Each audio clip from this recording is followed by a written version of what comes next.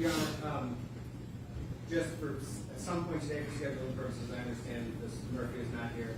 At some point, I would like to make an offer of proof related to the information we were provided yesterday by the state. It's very brief, it will just be a proffer. Because Ms. Murphy's not here, I think I can wait to do it until she gets here so we can. You need her as a witness? No, I want to lodge some exhibits as an offer of proof, but I'll wait till she gets here. It just be before Ms. Denny testifies, I think, for timing purposes. It can be very brief, at lunchtime perhaps, or at a break.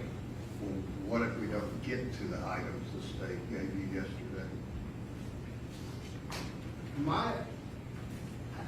not asking for to make any sort of evidentiary argument.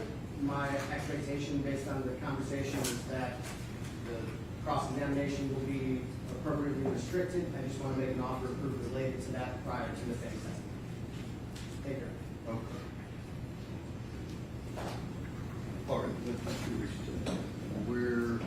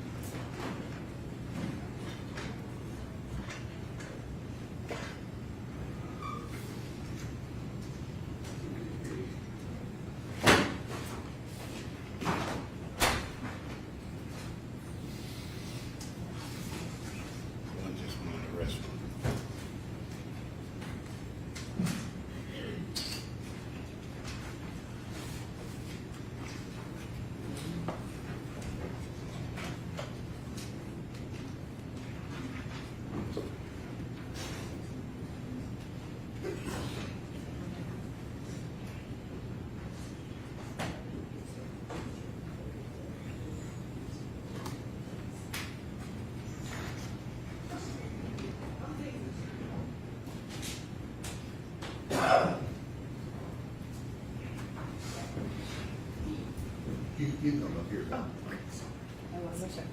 Thank you. If anyone was lost.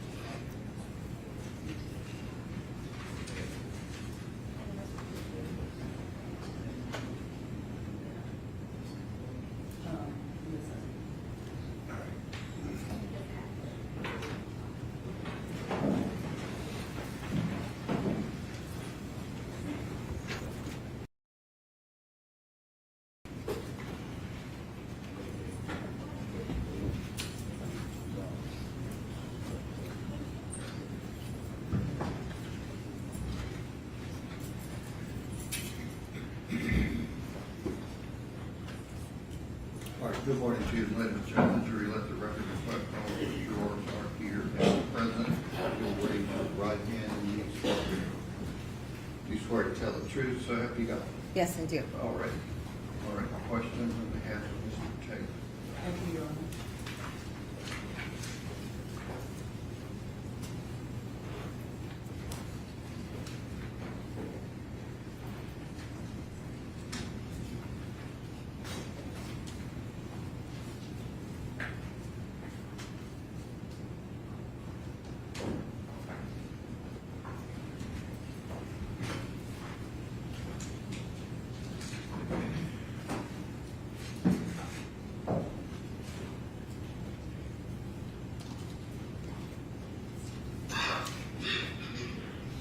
Just need to connect to the, Okay.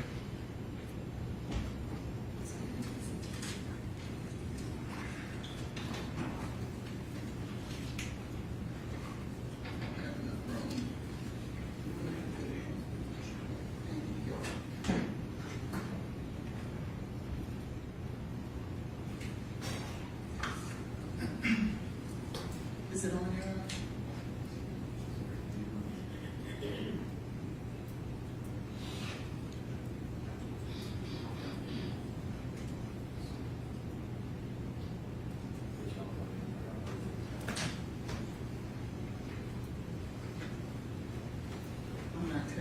I do, so.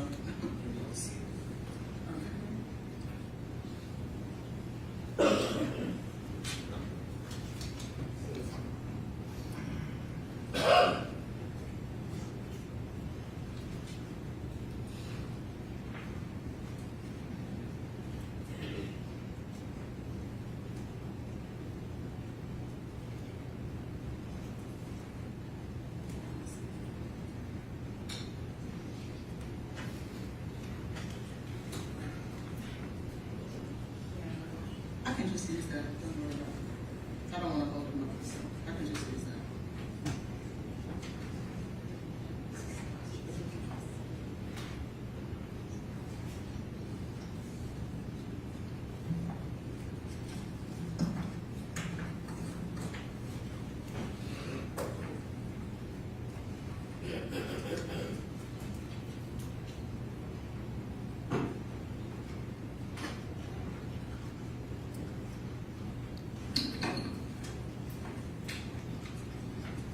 Good morning, Dr. Muthan. Good morning. I'm just gonna go back and forth, so I just rather use this one. I was speaking with her. To make it show that. How do I make it show? Hit up,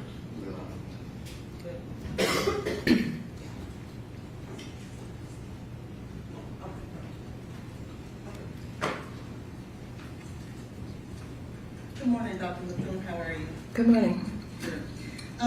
I wanted to talk with you a little bit about the work that you perform at NMS, and specifically the work that you performed in this case. Okay. Could you tell us, or at least tell the jury, exactly what accreditations for NMS are important in terms of the things that you have to do at your lab in order to be accredited?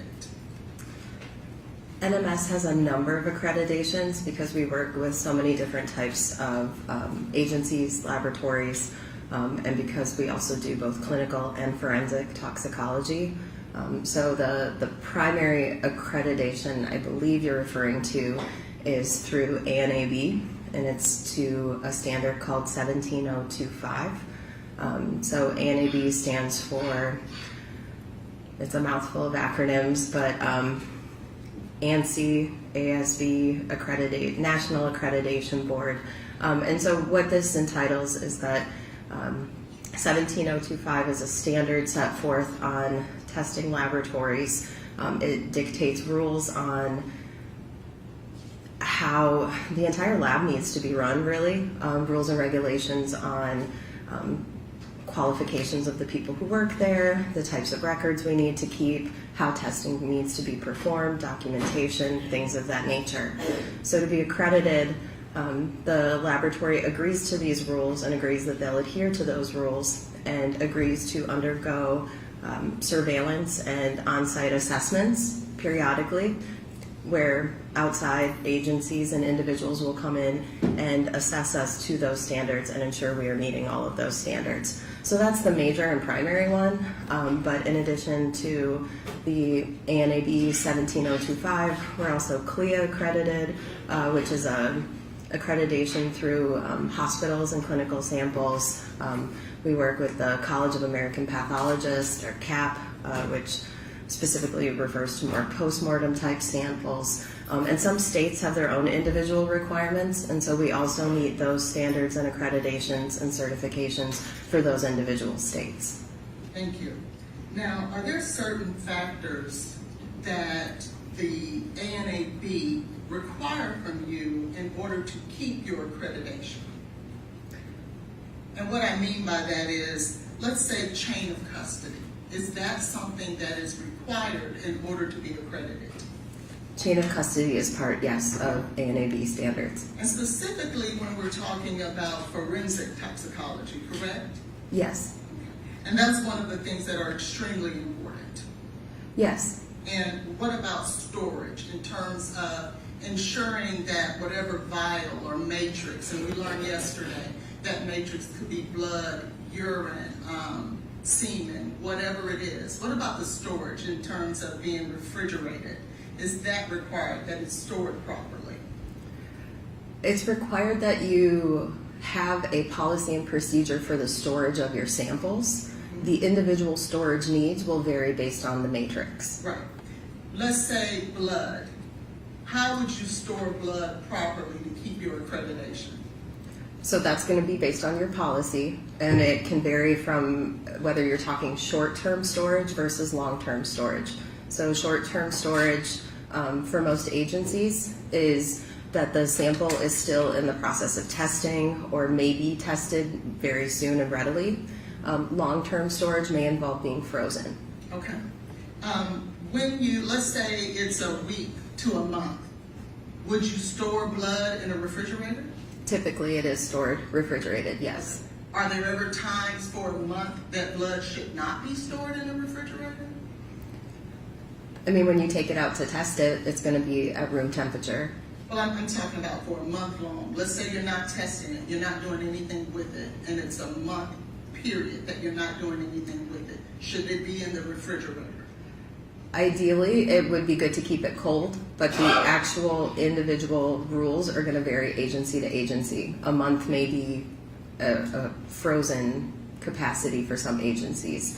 For NMS, it's typically while that sample is in testing, and for a short time after testing, it will remain cold and refrigerated. If it is deemed to go to long-term storage, it then typically gets moved to a freezer at some point. Okay, and I'm not talking about when it's being tested. I'm talking about when it's just waiting. You know, it may be, don't destroy it because we may need it later, and a month passes. The best practice is for it to be refrigerated and or frozen. Would you agree? Cold, yes, I would agree cold. Thank you.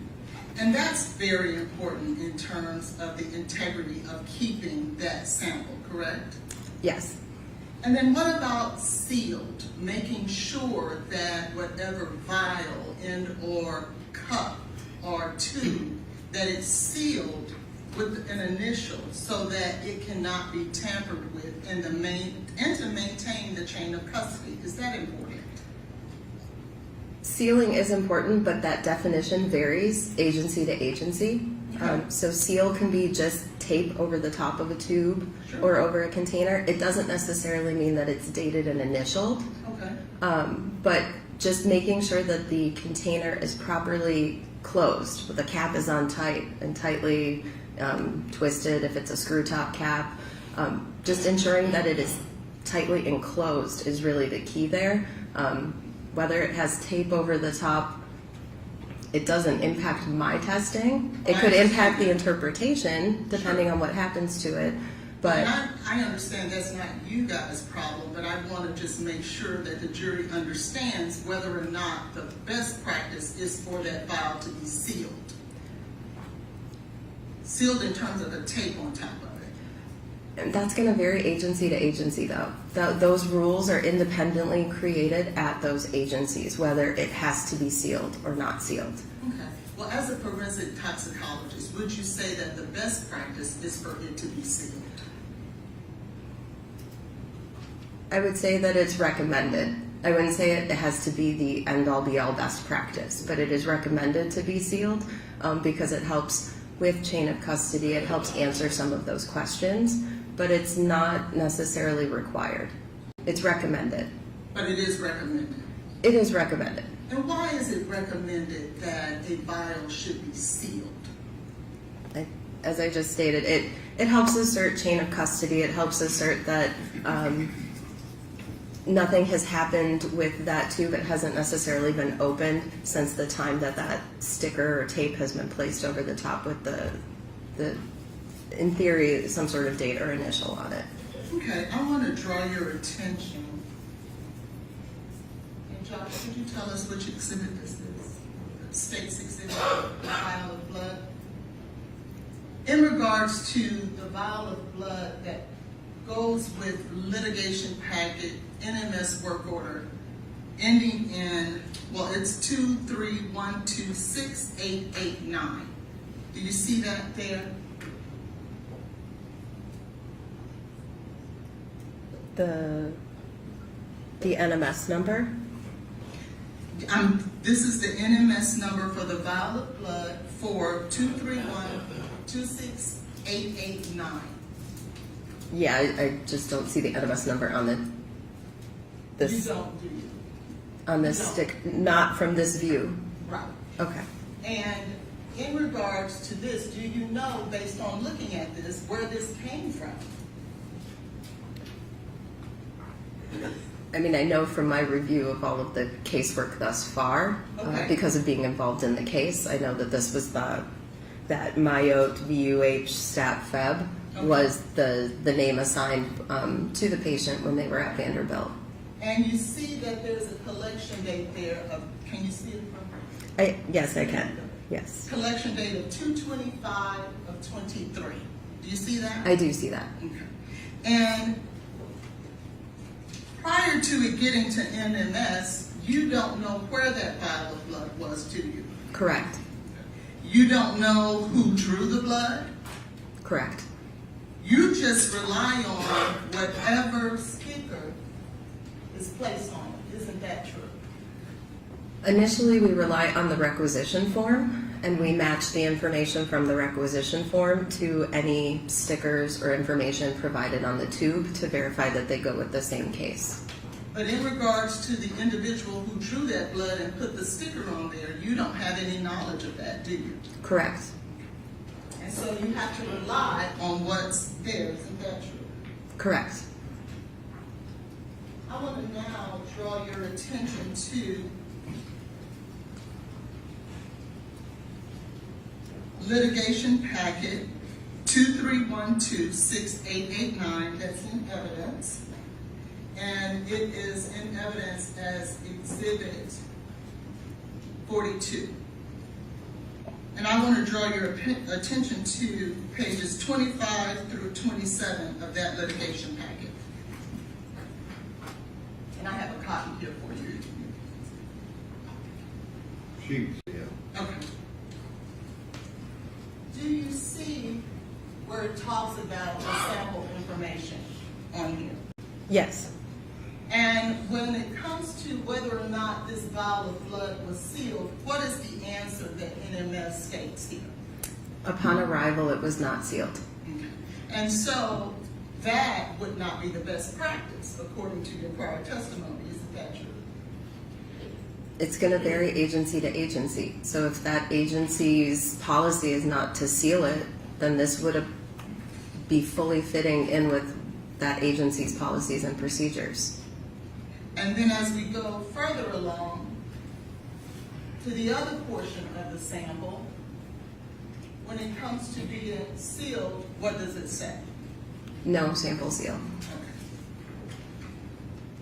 And if there's been testimony that there's no one who knows who drew that blood, did not know where it was prior to getting to the ME's office, would you say that that is reliable and credible in regards to who this vial of blood belongs to? Objection, Your Honor. Misstating the evidence. Saying someone testified to that. Is it in the medical records? The vial of blood here? We don't know, Your Honor, because we don't know who pulled it. Is who pulled it in the medical records? Okay. I'm just asking. Yes, it's in the medical records. Okay. However, I'll sustain the objection.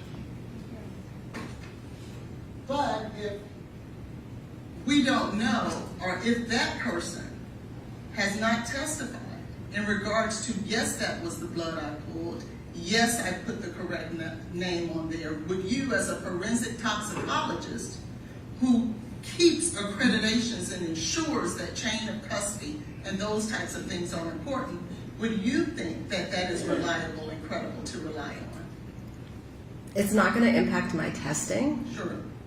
I'm just It may impact the interpretation, but it's not going to impact my ability to test that sample and produce accurate and reliable toxicology results. So I think your question is asking more about interpretation, and yes, it could impact the interpretation.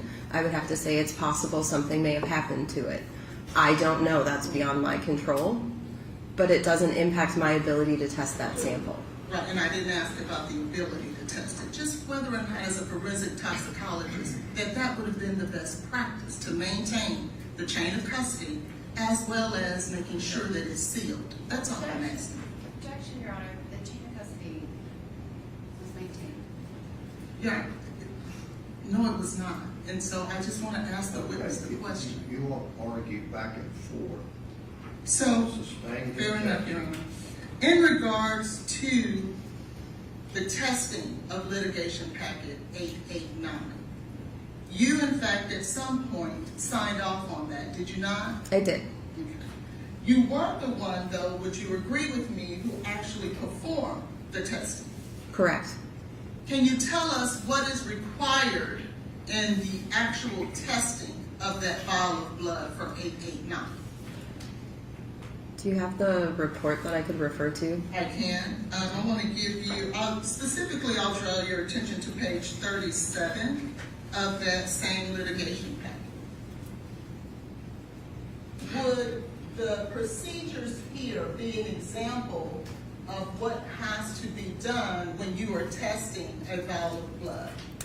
So this is a summary of what you have shown. This is a summary specifically of the cocaine testing that was performed, and it's highlighting the major steps in our computer system that are signed off on. So for each attempt at testing on that sample, there's a preparation step. That's the person that prepares that sample physically, loads it onto the instrument.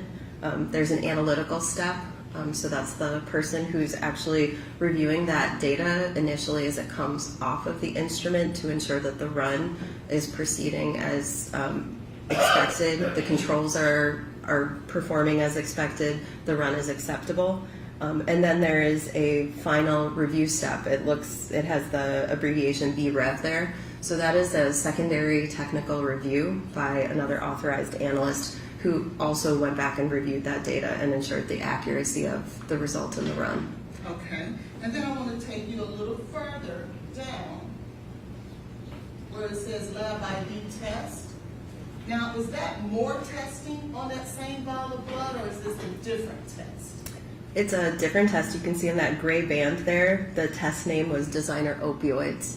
So that first block was for cocaine testing. The second block is a Designer Opioids test.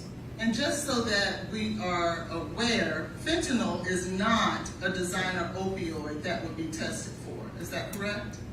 It was not included in the scope of that specific test. Okay. So you weren't testing for fentanyl here on either one of these, correct? Not the physical lone fentanyl compound. This Designer Opioids panel includes what we call fentanyl analogs.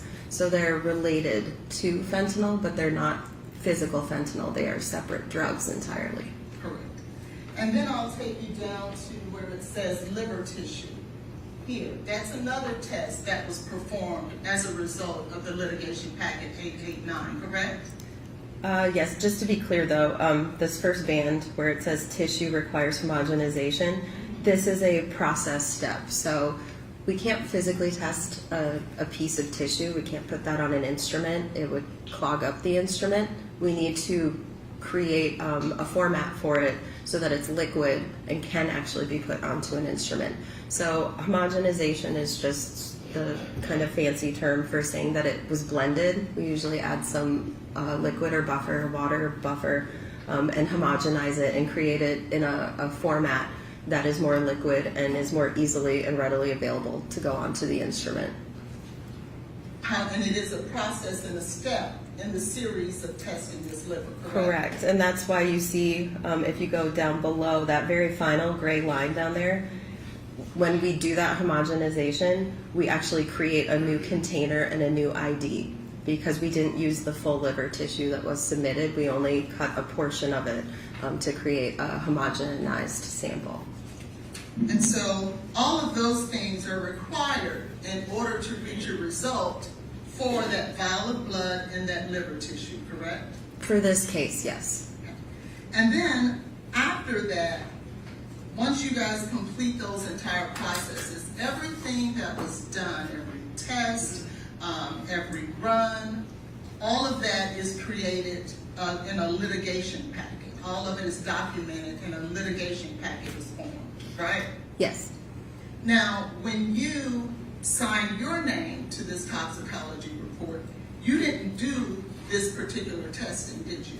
Correct. You then relied on the individuals who did the testing in regards to what they purported their testing, the results of the testing that they performed. They're not reporting it. I'm looking at the data generated out of the instrument. I mean, so they aren't reporting it to me. I'm physically looking at the data myself and ensuring that I agree with the result that's on that data page. So who reports the data? I report the final data. I create that final report. And you have to create that final report based on the testing of those individuals, correct? Yes. And those individuals would be the individuals whose names are here. Yes. Paulina Lapp, Stacy DeJoseph, Kyle Miller, Amanda Cook, Rebecca Turner, and Tammy Welch in regards to the vial of blood, correct? Yes. And you rely on what they did in order for you to interpret their data. Yes.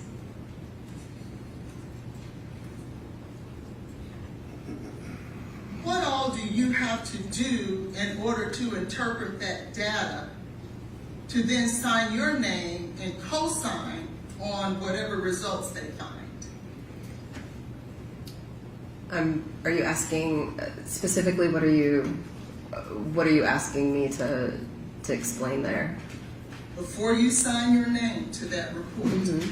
what do you have to do? What process do you go through? So I review all of the paperwork for the case. I look at the case results and the case data. I also look at, there's a summary sheet that comes up for each run that's performed. It's a summary that the analysts write up as a result of each batch. So say a control issue happened, they will note that on there. So I can review the control samples if I see an issue and I want to investigate it. I look at the chain of custody. I look at the login verification form, that form that said whether the sample was sealed or not. I also look at the posting history form, which is that form she just showed you where it lists the names of the analysts. So if I saw an issue in any of the data I was looking at, I can go back and physically talk to that analyst. I can email them or message them. If I see an issue on any of the runs, I have the autonomy to investigate. I can ask that a test be reperformed.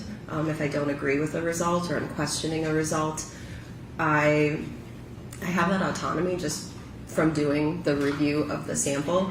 And then I also look at the requisition forms that's received. So I look to see what the agency requested, what testing. I ensure that all of that testing was performed and all the pieces of those tests are performed. Or if they couldn't be performed, I understand why. If something needed to be canceled, if there was an interferent, things of that nature. In addition to that, I also look at phone log notes. And our phone log communication notes are notes provided by our client services. So if the client called in, added on testing, if something needed to be verified on the requisition form, if there was a typo or a misspelling that we caught during our process, it should be indicated there if the client was contacted about it. And so I'm checking all of those pieces to make sure things are accurate so that my report is accurate to the information we were provided.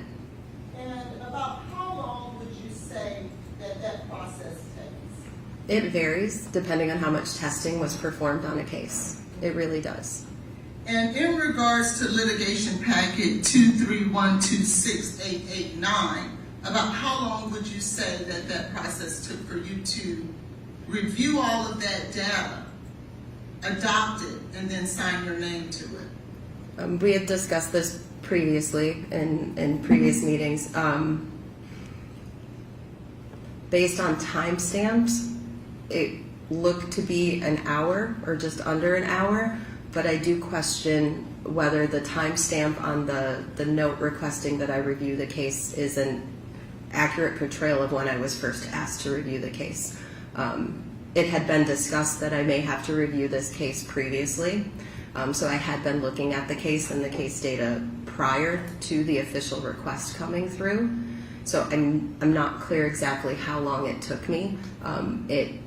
it may have been less than an hour, only because I had previous experience with the case. And so in this case, the litigation packet was 1,912 pages, correct? The full litigation packet, that's yes, what you had relayed. Okay. And I've taken the liberty to print it out, and I have it right there on my table. That's about the litigation, that's the 1,912 pages. Okay. Right? Okay. And you reviewed all of that and all the processes that you just described in under an hour. No, I said I reviewed the case data and the batch review sheets. So by the point it reaches me, the case has undergone numerous levels of review at each test step. So my piece of the puzzle is that final review, pulling all of those pieces together. Each individual test has been reviewed and signed off on at that test level, and then it reaches myself. And so I'm performing an overview review, looking at the individual case data, ensuring that each of the batches, if there were issues or if I needed to investigate, I looked into them, but that all of those pieces for that individual case are matching up.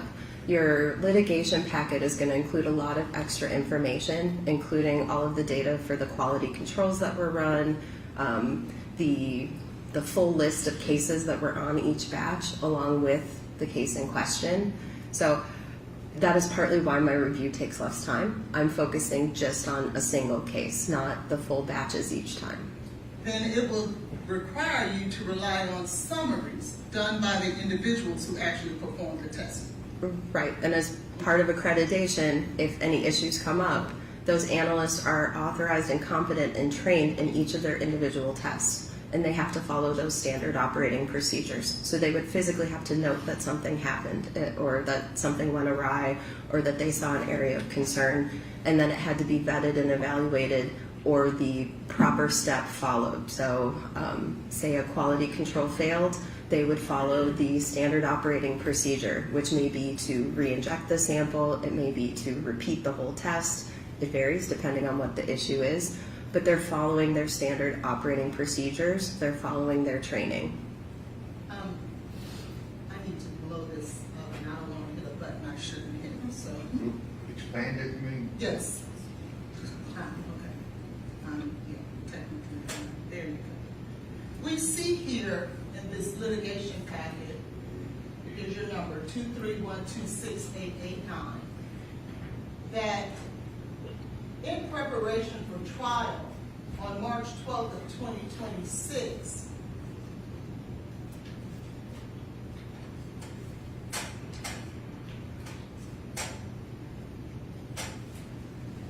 there was an email received from Eric Evans providing a subpoena for MMR to appear the week of 6/22/26. Who is MMR? She was the original reviewer for the case. Okay.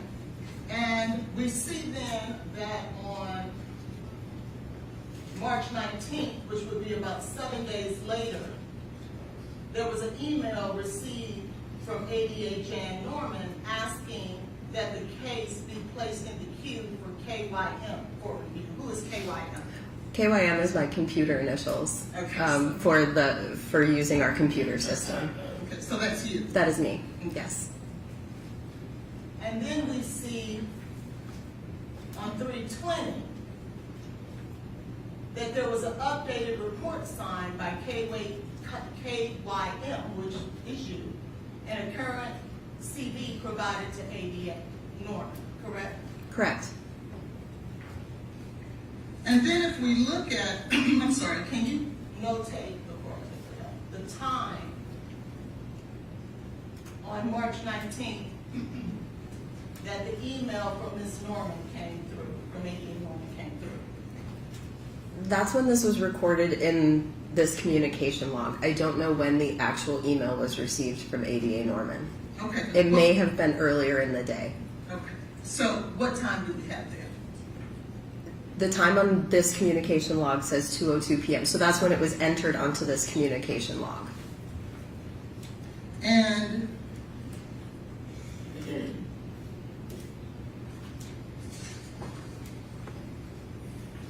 here is your report and work order for 23126889. That is your signature, correct? That is my signature, yes. Adopting the findings in litigation packet 23126889, correct? Correct. And what time is that there? 14:55. And that's military time, which would equate to 2:55. Correct.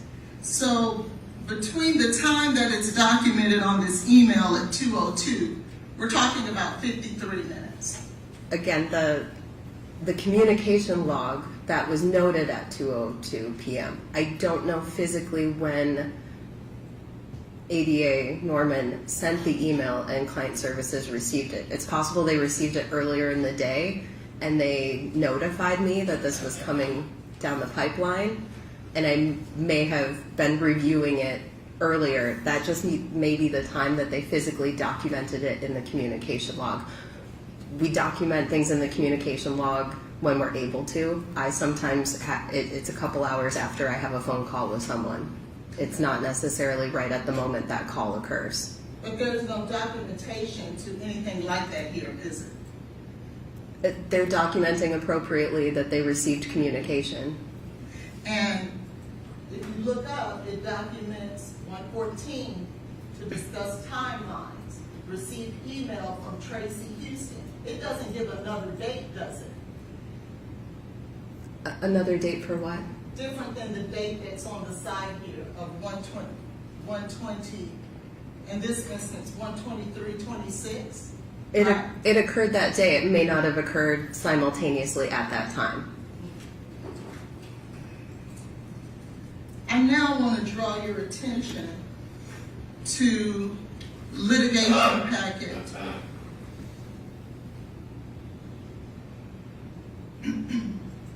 230-86183. You also were not the analyst who reviewed this test originally, are you? No, I'm not. And this, just so that we're clear,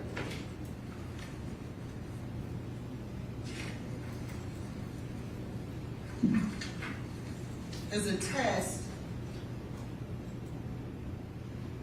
of the antemortem blood of Ms. J. Benning that was taken on 2/27/23 at 2:17. You see that? I do. And again, you were not the analyst who originally performed this testing, were you? I didn't perform the testing, and I was not the original reviewer. And if we look at the date and time that you adopted this particular testing procedures, it was the same day at the same time of 2:55, correct? Yep. And are you familiar with how many pages of litigation packet is this particular testing? It was even more. There was more testing involved with this case. Over 2,600 pages, correct? I'm not sure the total value that was in your packet, but there was a lot more testing to review for this one, yes. And would you trust me if I tell you it was 2,616 pages? It would not surprise me. And so, from the time that you were asked to be assigned to these cases, within 52 minutes, based on the documentation, and we have to go by the documentation according to the accreditation, you reviewed all of that data, 2,600 pages in one, 1,900 pages in another, in 52 minutes. Again, I reviewed the case-specific data, which is significantly less than the 2,600 pages and the 1,900 pages. I reviewed the specific data generated to the case. And I was aware of these cases. We have been working with both of you individually since, this has been going for more than a year. So I have reviewed these cases in the past. The reason for both of them having the same stamp time for my release is because I put them on a batch together, and I released the batch at 14:55. So that's why it looks like they both have the same stamp. I was reviewing both cases. I leave them to the side, and when I finished reviewing both cases, I click a signature button in our computer system, and it releases both cases together off of that batch at the same time. So that may help explain why they have the same release time. And we basically, though, we have to rely on the data that's in the paperwork, right? It's a Yes or no, ma'am? it's a communication note noted by someone else, not myself. And there's no communication notes whatsoever that you reviewed this document in or paperwork in or testing at any other time. There's no documentation of that anywhere, is it? I mean, other than the communication note that we've been discussing these cases, I don't believe there's anything specifically noted. No.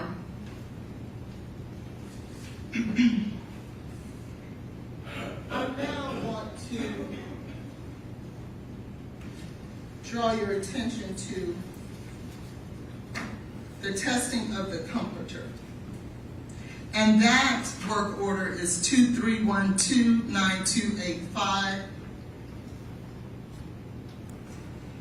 And I believe it's in evidence. Do you have that? Exhibit number 9285, last four digits, 9285. Just so that the record is clear what we're referring to.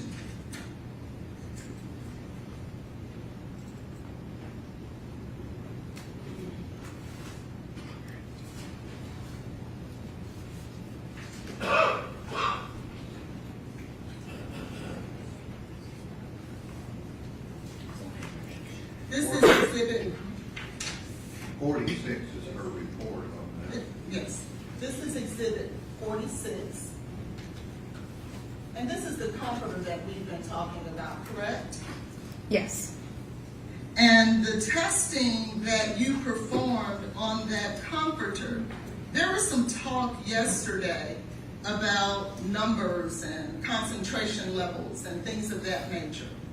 You can't quantify anything in regards to any concentrations or anything like that as it pertains to the results on this comforter. Is that correct?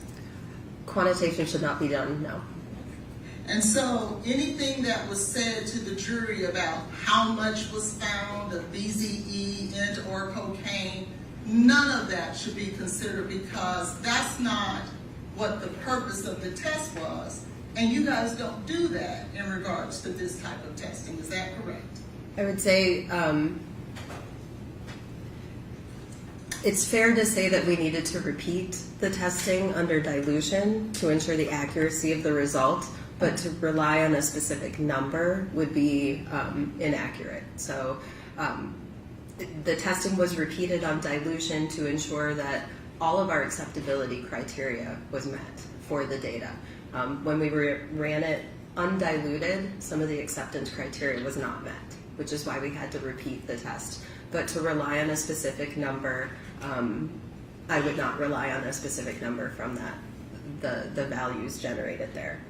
It was really to prove that the presence of the drug and that the results were accurate, there were no interferences going on, and that our acceptability criteria was met in order to confirm that it was positive. Okay, I just wanted to clear that up, for Yep. the jury. Thank you. Again, we talked about labeling and doing things like that. I want to draw your attention now to the labeling for the washcloth. Do you remember testifying yesterday about the washcloth? Yes. Okay. And do you see the date there that it says, date and time, that this washcloth was received by Metro Nashville Police Department? Objection, Your Honor, there's been testimony specific to this. It's an item in evidence, Your Honor, that she can testify to. Okay, there was testimony about why that's there. If you want to re-ask her, that's fine. What is the date and time that you have that Metro Nashville Police Department received this washcloth? I mean, so the label states February 25th, 2023 at 9:30 p.m. Were you aware that Mr. Taylor did not call 911 until February 25th, 2023, at 9:38 p.m.? The exact time I don't believe I was aware of. I want to now draw your attention to the packaging for the comforter that we talked about. Do you see the time that it was received there? Can you read that for the jury? The label states February 25th, 2023 at 9:30 p.m. How important is it to document accurate times and dates and things of that nature? I mean, it is as accurate as we can be. We try to maintain contemporaneous notes and labels with things. So it's important. It's very important. isn't it? Yes. To maintain the integrity of the vials and the samples that you're testing, correct? It is important. In regards to the test that you performed on the comforter, there was no standard procedures at NMS for you to follow with the preparation of the matrix to be tested. Because I understand you guys have standard procedures for the testing. But in order to extract the matrix, there was no standard procedures, were there? There is a standard operating procedure called forensic investigations, but due to the very nature of these, we don't know what material we're receiving. It's not specific to an item, like an item of clothing or a metal item or a wood item. Every one of these cases is very unique and different, but there is a general standard operating procedure dictating that we need to provide controls. We need to assess the sample. We need to try and take pictures when possible to document what we're seeing, what we're doing. Typically, we try to perform the extraction with methanol. But depending on the nature of the case, we do have autonomy to try and do the extraction with other chemicals if we believe the methanol may not work appropriately. It is a standard operating procedure, but it allows a lot of flexibility for the toxicologist performing it to use it as needed to the case at hand, because these are so rare and so unique and so individual to the case. In fact, I think that you classified this as a unique case of something you had to create, correct? It is unique. I hand wrote all my notes as I was following that standard operating procedure to dictate specifically what I was doing for this case at this time. So you are showing some of my handwritten notes that I was taking contemporaneously while I was in the laboratory performing this. But you'll agree with me, this is not something that's ordinarily done, is it? It is not commonly performed. Our laboratory only does a handful of these, only maybe a couple a year. So it is very uniquely done. And there are no peer reviews or any type of audits in regards to this particular testing that you created, is there? I mean, so once I extract the biological fluid off of the sample, those samples are run under the normal test methods of the laboratory. Same type of testing as a blood or a urine sample. Really, the extra handling part is me extracting that biological fluid off of in this case, the comforter. In other cases, we've had clothing, we've had metal, we've had various items received at the laboratory, even bone testing, things of that nature.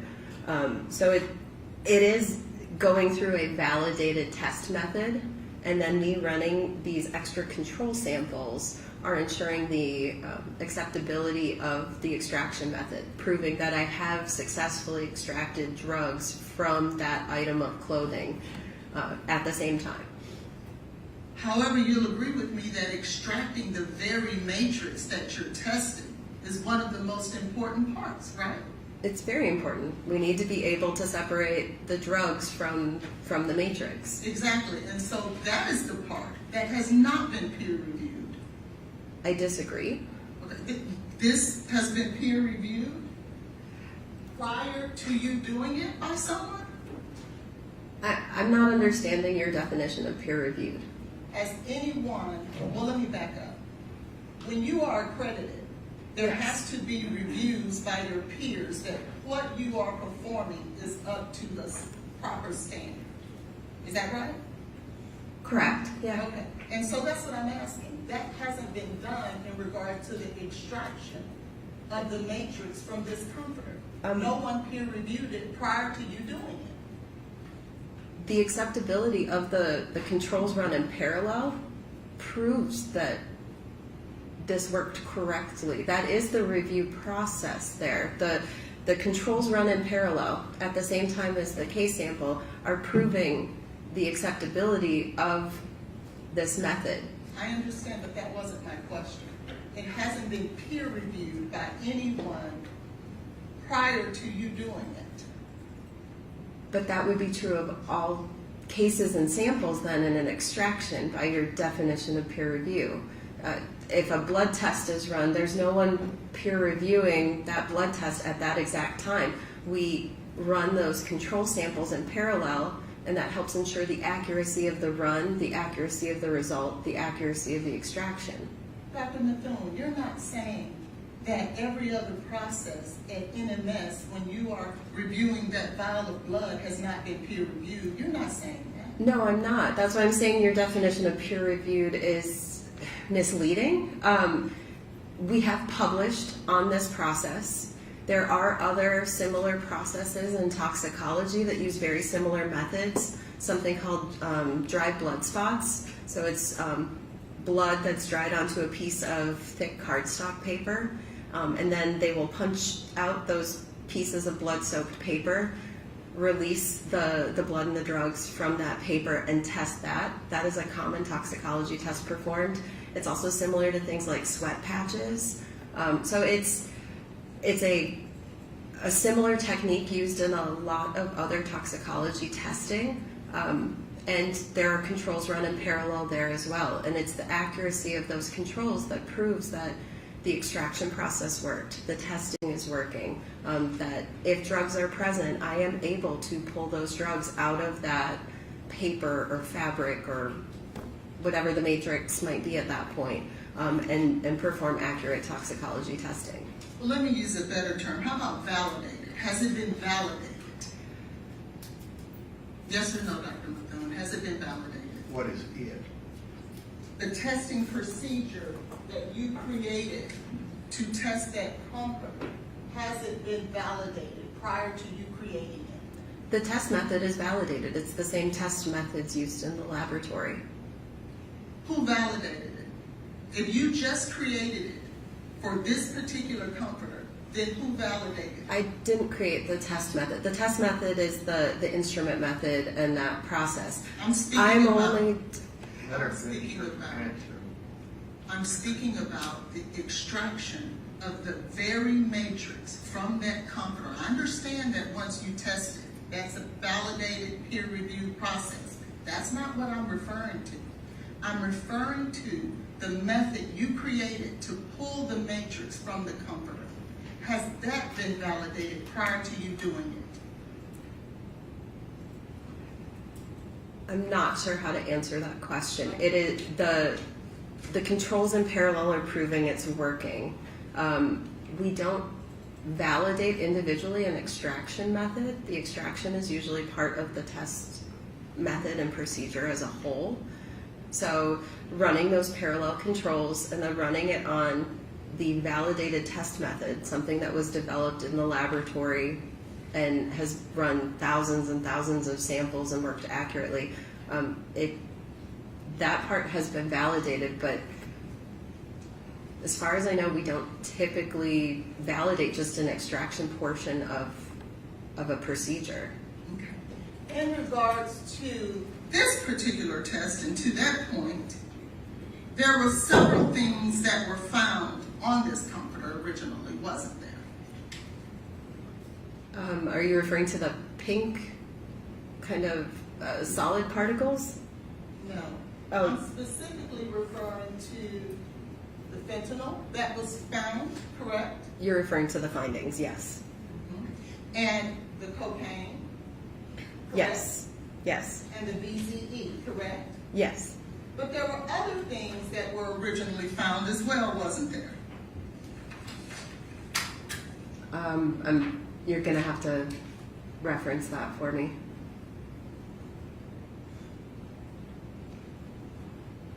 Do you remember receiving information in regards to some of the findings that was originally found on this comforter? Yes, I was made aware. So there was an immunoassay screen performed originally, and it was a basic panel screen. So it looked for multiple drug classes. We discussed immunoassays yesterday, and they have some limitations involved. But I received information that on top of the cocaine and metabolites and then the fentanyl, we had some indications of positive results on both the methamphetamine plate and the cannabinoids plate. And I was asked if I wanted to pursue those findings. However, I did not spike the samples for the methamphetamine and the cannabinoids, so I can't trust the accuracy of that result. I don't have controls run in parallel at that time that can ensure me I am properly detecting cannabinoids and methamphetamine. It could be an interference from the fabric. It could be an interference from one of the buffers used. I just don't have something that can help me definitively separate out those results accurately. And I didn't have approval from the agency at that time to pursue cannabinoids or methamphetamine. Why don't you have other controls to perform the further testing? I wasn't asked to. We specifically follow what we were asked and requested to do, and in this case, the very specific notes made from the agency were asking us to pursue the cocaine and the fentanyl. Okay, but prior to that, you stated I didn't have, notwithstanding them asking you to further test it, you just stated I didn't have the controls in order to do proper testing because the spikes weren't in. Why didn't you have those controls? I didn't spike a low control sample and a high control sample with cannabinoids or methamphetamine. I only spiked them with the two drugs being asked for. Okay. And so that's why you didn't have the controls? Correct. Okay. And so, but you did, at some point, this testing showed up that it was cannabinoids as well as methamphetamine on this very same comforter. There were indications of it, but immunoassays are prone to false positives and false negatives. So without having proper controls there, you really can't make any determination on what those results mean. And you just stated that you did not have approval from the agency to further test whether or not these findings were in fact true. Is that what you just stated? Correct, because there is cost involved with all of these tests. I didn't spike with those samples, so in order for me to pursue that type of testing, I would have had to go back and create entirely new samples and basically repeat this test all over again, and so there are costs involved that the agency would have to approve. Who was the agency, or what agency was it? This was submitted through Metro Nashville, The police department? the police department. And so, given that this was in fact a case where there was an investigation into a possible drug poisoning or drug overdose, did anyone from Metro Nashville Police Department reach out and say, hey, we need to know if these substances are in fact on this comforter because we want to know the truth? Did anybody reach out and ask you to go ahead and perform that test? No, and also to be fair, I don't recall us having a conversation with them about the uncertainty of those results. When I went back and looked at the data, cannabinoids was positive in every single sample, including my external lab control, which indicates that it's likely due to something in the run, like the buffer that we once I extract, I reconstitute, it's called. I reconstituted the samples in a buffer. Something like that could be at play there, causing an interference with that screen. So I really was uncomfortable trusting anything with those results, knowing that it was likely some sort of an interferent. I did go back after our conversation and look to see if I ever had any sort of a communication with Metro Nashville, or if anyone in client services had had one about these results. We could not locate that we had ever notified them or had a conversation with them about them. So they didn't ask me to pursue it, but they also, I don't believe, were notified that that was the case. Were they ever notified that that was the case? I don't believe so. I can't find any record that we had that conversation. And so then, in a case as serious as this, no one looked further to ensure that that was either true or not true? Not that I'm aware of. We were asked to focus on the cocaine and the fentanyl, and that is what we focused on. Methamphetamines, that is a type of controlled substance as well, is it not? There are rare prescriptions for it. They do exist, but typically it is an illicit substance. And it would be in a Schedule II drug? Oh, I'm not sure what it's scheduled as. Scheduling changes quite often. I try not to memorize them. You're a forensic toxicologist who tests substances, and you try not to remember the schedules of the drugs you're testing? I don't memorize them because they can vary by state sometimes as to how it's being applied. So I do not memorize the exact scheduling of the drugs because they do sometimes change as well. The FDA changes, or the Controlled Substances Act can change them from time to time. So I prefer to look them up when asked than to rely on memory for things like that. Do you remember what schedule cocaine is in? Off the top of my head, no. Now, in regards to the comforter, there were other things that were found as well, wasn't there? You're asking about the findings. Yes, ma'am, the findings. There was a test for cocaethylene, wasn't it? On the comforter, Yes, ma'am. it may have been included in the scope of that test. Okay. I believe so. And just so that we're clear, we're talking about the vomit that was found on the comforter at Jay Benny's apartment. That's what we're testing, right? On litigation packet 231292885. Okay. No, I'm asking. I want to make sure that's what we're testing, the vomit. Yeah, so I'm looking. It looks like the samples are listed here. There's one labeled SD, and then at the end of it, it says G1 1 plus 99, and then there's G1 1 plus 9. So those are the dilutions. Okay. So if we look at, and let me orient you. Oh, let me do it a better way.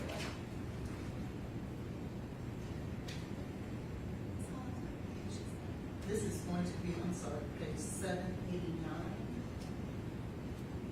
of the litigation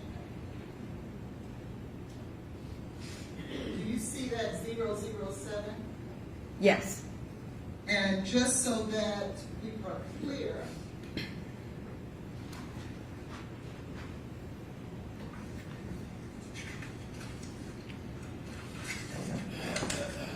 .007 is the case sample. Do you see that? Yes.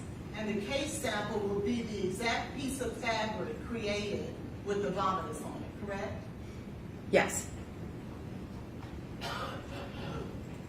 There is a presence of cocaethylene, albeit it's not above the reporting limit, but it is present, correct? Can you scroll to the right so I can see if the ion ratio is in? It was in. It was in. Okay. Okay. So that means the presence of cocaethylene was there, wasn't it? There are indications. Yes. But that wasn't reported in or told, was it? on your findings? It was under the detection limit.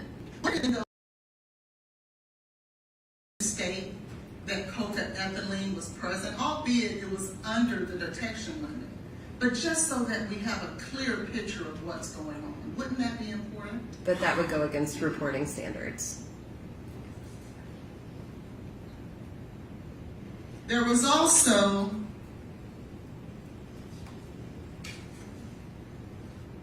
another finding.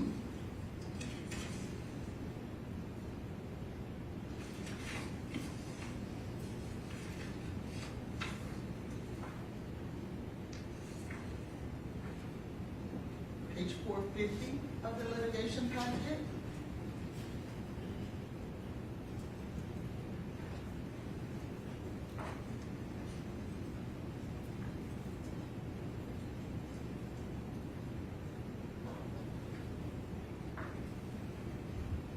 This is for fentanyl, isn't it?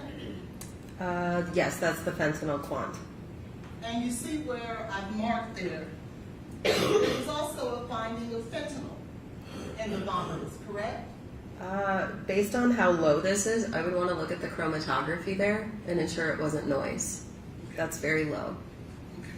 But it was present, based on these findings here, right? There is some activity in that window, but I would want to look at the chromatography to ensure that it was an accurate peak shape and that it looked consistent with kind of an accurate fentanyl response. But if we looked at these findings, these reportings, it's present, isn't it? It's below the limit, but it's there. Without looking at that chromatography, I don't want to make that statement because you can have noise in that window. You can have peaks and background noise in there, which will give you some of these low lingering values. So that is where we have multiple pieces of criteria for accepting a result.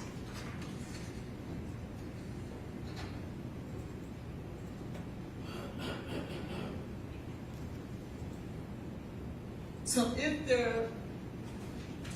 this wasn't noise there, then it would, according to these numbers, it would be present. There may be some indications of it there, yes. If the peak was acceptable, it looked visually acceptable. Okay. And if it was, then not only if it wasn't, we'll verify that. There would not only be coca-ethylene present in the vomitus, it would also be fentanyl.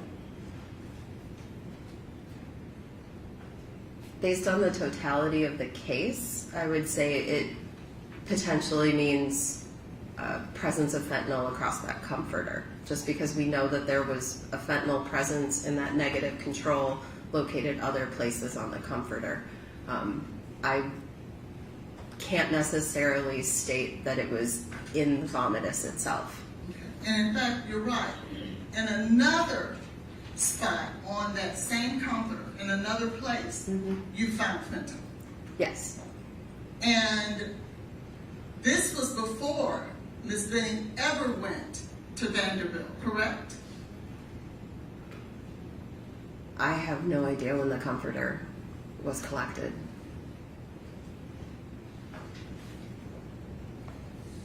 Now, I want to now draw your attention to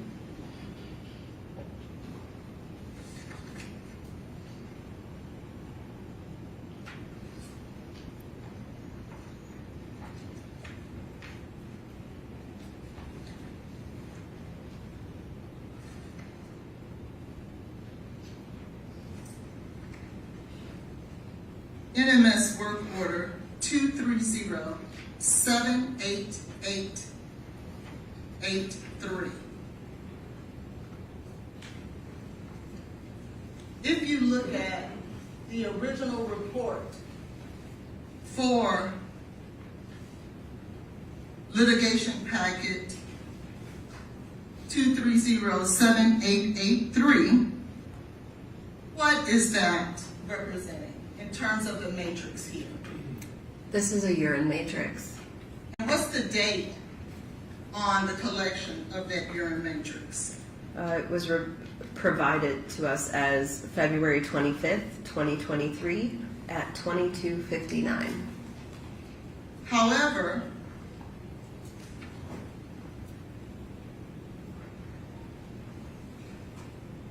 there was in fact another report generated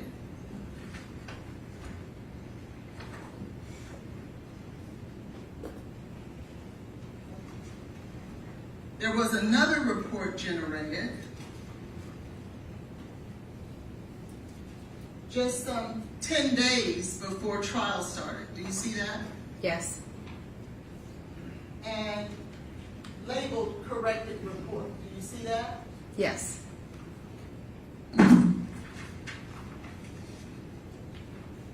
And in this report, dated 3/22/23, there was in fact a finding of fentanyl, correct? Yes. And this would have been in the blood of, in the urine of Jay Benning on 2/25/23 at 10:59 p.m., correct? According to this report. The results didn't change. The only change to the report is the collection date and time. Correct. Right. Because 10 days before we started trial, you issued another report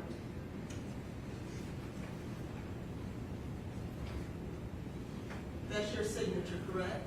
It is my signature, yes. On June 9th, 26th. And you issued another report with a whole nother date, correct? This was based on the request of the DA's office. They had information stating that the original time provided on the requisition form was incorrect and had asked us to correct it to make the report accurate. Now, a common practice in medical records and forensic toxicology and things like that is to not change dates and times and things of that nature, isn't it? If changes are made, it should be noted or highlighted what the change is, but it does happen sometimes. Sometimes the name provided to us is misspelled or the wrong name's provided. Sometimes the requisition form is provided with an incorrect date or time. It happens a lot, especially in driving under the influence investigations. So we do get asked to do corrected reports with demographic information. And I want to draw your attention to litigation packet 230-86183.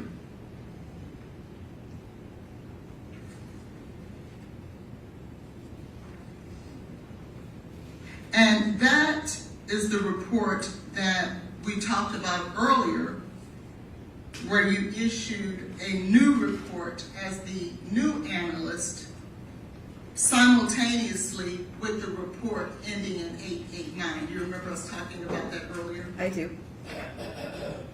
Now, the original date on this report is March 17th of 2023. You see that? I do see it. And there was a report issued prior to that on March 13th of 2013. Yes, there was. It was a preliminary report, so testing had not completed. Okay, so the 313 was the preliminary report, and then the final report would have been 317 of 23. Is that right? Correct. And you weren't the original analyst there, as we discussed. I was not. Yes, I was not on the original reports. And then you issued the corrected report on that one. Is that right? Corrected in this case is my signature. Yes. Yes. Oh, and this, okay. So the only thing that was corrected was your signature in that report. That was the only difference noted for that one, yes. Okay.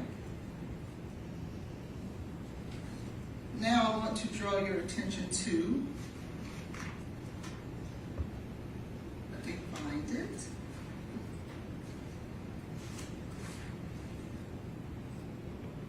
Litigation packet 231-57452. Do you see the original date on this report?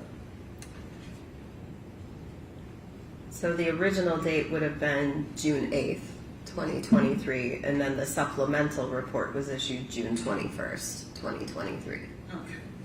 And let's, so that the jury is aware,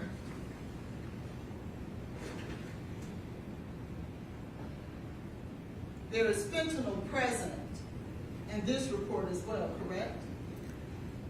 So to clarify, this is the same urine sample from the report that had the corrected time. The difference here is that the original urine came in through Vanderbilt and came in as a clinical sample. During the course of the investigation, it was asked that the sample be transferred to the ownership of the Metro Nashville Police Department. And so when that happened, a new work order was assigned to that exact same sample. It's the same urine sample. And it was then entered in under Metro Nashville with additional testing added. Okay. And the additional testing would have been the testing for the fentanyl? You can see the 3 tests there. We were asked to test for cocaine, designer opioids, and fentanyl. Okay. And that's the report for June 21st, right? There was a original request, You're speaking of this one, right? yes, on June 8th, and then the supplemental is the one on the 21st. So the supplemental, they asked us to do an additional test, and so supplemental refers to additional testing was performed. Sure. And on June 8th, there was the presence of 4-ANPP, correct? Correct. And 4-ANPP is commonly known as an illicit form of fentanyl, isn't it? That's misleading. It can be a natural metabolite of medical grade fentanyl. It can also be a manufacturing ingredient in the making of illicit fentanyl. It's the same drug either way. It's chemically very similar to fentanyl. So it can be present both as a metabolite or as some sort of a precursor material for fentanyl. However, if it was a medical grade of fentanyl, we would expect to see norfentanyl as well, wouldn't we? That was not included in the scope of the test that this 4-AMPP came from. Well, then let's take a look at the 621, because they did ask you to test for norfentanyl, didn't they? Yes. Okay. And that's where you see it here, right? Yes. Okay. But we still see 4-ANPP. So the original results from the report on June 8th are still on there, and then you see the new results from the additional test asked for. And if we look at the collection of this urine from Ms. Benning, what is the date? Let's start here, on the report of June 8th of 2023.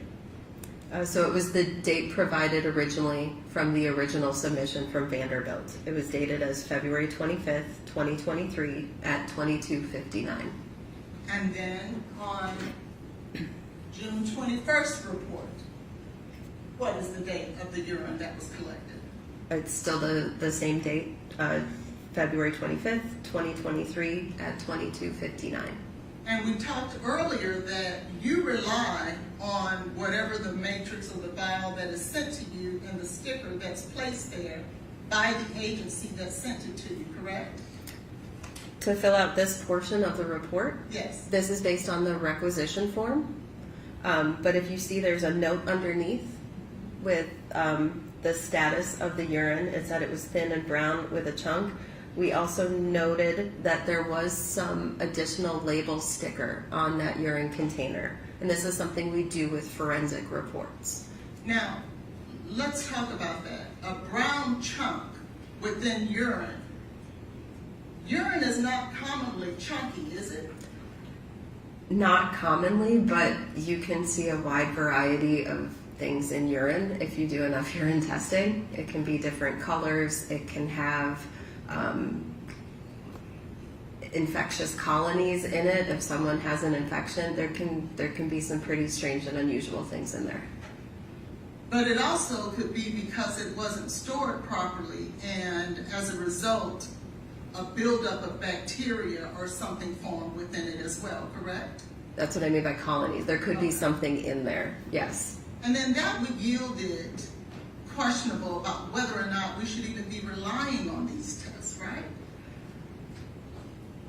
How so? If something is formed and created inside of the very matrix that we're testing and we're relying on something as important as this, bacteria shouldn't grow to the point that it becomes clunky, should it? These are forensic cases at this point, and so they're a once-in-a-lifetime sample. So we get samples in a lot of different forms of decay, and it's the only samples we have available to test. So it impacts the interpretation of the results, but it doesn't impact our ability to physically test that sample, if that makes sense. It does. However, the first time that urine was tested, there was no notation that a chunk was present, was there? That is not part of the process for accessioning and inventorying a clinical sample. So it's possible it was there, it's just not part of that standard process. Clinical samples are treated differently than forensic samples. They undergo a different process. I'm speaking about when it was originally tested with NMS. Correct. That urine was tested before, and there was no notation that there was a brown chunk in it. It's not part of that. Notating something like that is not part of the inventorying and accessioning process on the clinical side. Then why was it reported here if it's not part of the process? Because now you've switched to forensic. You moved from Vanderbilt Hospital clinical sample, and then it was switched over, ownership, testing, responsibility there, to Metro Nashville PD, which is a forensic agency. Okay, I'm sorry, I must have misled you as to what I was asking. I'm speaking about, for example, in litigation report 230788883, the same urine, there was no notation of a brown chunk, was there? Correct. I believe I just answered that. This is the clinical sample. It is not part of our clinical inventorying process to make notations like that. But you made it here. That became a forensic agency sample at that point. So it wasn't a forensic agency here? Not due to the agreements with the samples and the testing ordered. We separate that accessioning process between a clinical sample and a forensic sample. So are you stating that when Ms. Benning, when Metro Police Department sent you this blood, and sent you this urine, that you didn't realize that it was for the purpose of an investigation? Originally, no, it came through as a clinical sample and a clinical request from a hospital. And so even though then what you're saying is that because it came from a hospital, if a brown chunk was inside of this very urine that you now had to homogenize, right? Because you stated earlier that you can't test a chunk of something. You have to homogenize it, right? Correct. And if you had to homogenize it, surely whether it was clinical or forensic, you would know that, wouldn't you? The look and status of the sample on the clinical side is not noted as it is on a forensic sample. It's a different process. Clinical samples, there's a faster turnaround time. It's verifying that the unique either medical record code or whatever that patient ID code is matches what's on the tube, and then those samples are prioritized and run very quickly. They have a very quick turnaround time because usually it's a diagnostic request where medical treatment may be waiting on the results of that sample, so they are prioritized and put through very quickly. Forensic is taking your time more, documenting more because there is that threat of possible litigation purposes down the road. So there is more documentation, and it is a different process from the clinical. It's just due to the purpose of those tests and those samples. And so you're testifying that if someone is in the hospital and there's a doctor somewhere waiting on the results of this test, and you had to homogenize it, you had a chunk found in that urine, you're stating that you would not let that doctor know, who's going to depend on your findings in order to what type of treatment he will give this patient, that you would not inform him that there's a chunk in it and it had to be homogenized. Is that what you're saying to the jury? If at the time that sample came in and was accessioned on the clinical side, so accessioning is when it's first entered and inventoried, if the technicians in the receiving department deemed that the sample was unsuitable for the testing requested to be performed, they would actually cancel the request and say we can't do it. So they determined at the time that sample arrived, there was enough sample in the correct format to perform the testing requested. And no notation of a chunk was present. It's not part of that process. Okay. Nonetheless, notwithstanding all of that, 10 days before trial, another report was issued, corrected report, correct? Yes. And that same urine, the date was changed to 2/26/9/22. Is that right? Yes. And you weren't the original person who created or performed this test either, right? Actually, I was the original person that signed both that clinical and then this subsequent one, which is why I knew that it had been transferred ownership between the hospital to Metro Nashville PD. That is why they asked me to be the reviewer for this one, so that we maintained the same person throughout that chain. Okay, so you were the one who elected not to put the brown chunk on the report. No, it's just not part of the process for the clinical side. It is not part of our standard operating procedure. It is not noted for clinical samples. Okay. I want to now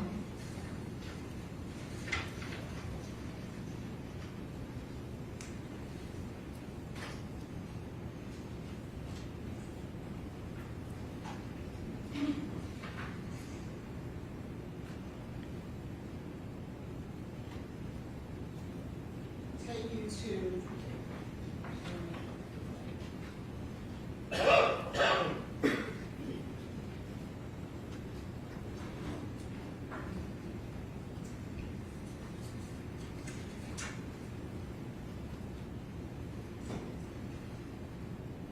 in the medical records for VUMC page 69 and 70,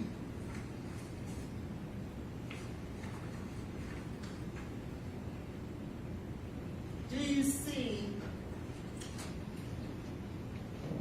at the bottom of this page a collection of urine at 22:59 for a urine drug screen? You see that? I do. And then you see another specimen collected, urine drug screen with ID numbers attached to it. You see that? I see it. And at the top of page 70, you also see 2259 urinalysis microscope. You see that? I do. That would coincide with the original documentation on those reports as it relates to the urine that NMS received for Jay Benning, would it not? That was the original, yes, date and time noted. And much like that, I would take you to page 116 of the medical records. Do you see where it says addendum cocaine screen from ARUP, which is the metabolite BZE resulted from 227 at 8:23 a.m. was positive? see that notation? I do. And that would coincide with what I will mark as Defendant's Exhibit 3 of the ARUP result and the urine here.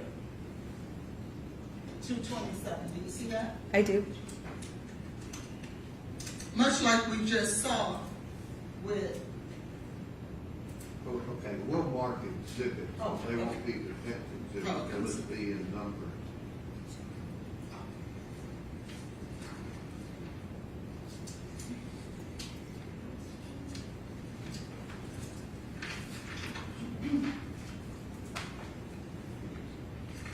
and then finally, Dr. McDonough, we were able to, let's go back to the fentanyl.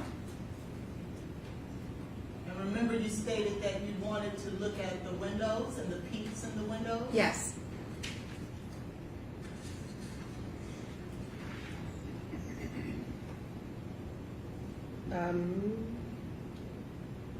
You see that? I do. You can see, so if you look across the top of the page, the D5 is our internal standard. So those are looking appropriate. If you look at the two on the right-hand side, we look at two separate ions when we're looking here. So the first is our target ion. The second one on the right is a qualifier ion. And we do see some slight indications here. This is a nice peak shape. It looks that nice bell curve shape. But you also do see that qualifier on the back side has a long tail on the right side. So it's not a great peak, but it does look to be a possible indication of fentanyl there. It is not background noise. It's a possible indication. Correct. So there is a possible indication of fentanyl in the vomitus on the comforter of Jade Bennett. There's a possible indication from that sample swatch, yes. Thank you, I pass it.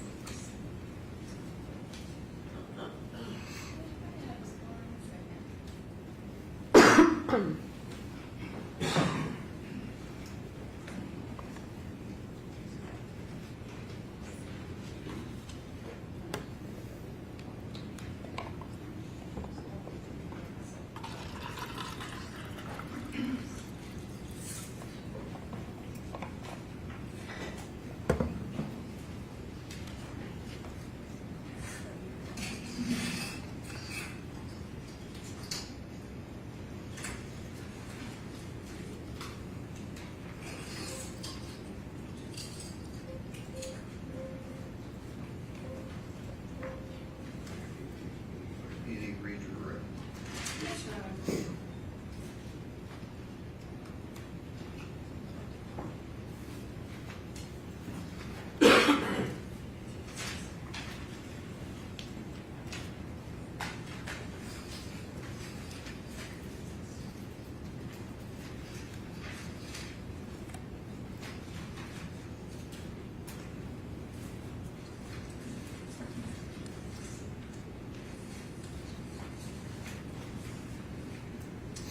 Madam Clerk, I am going to need a couple of exhibits. Pass to the witness.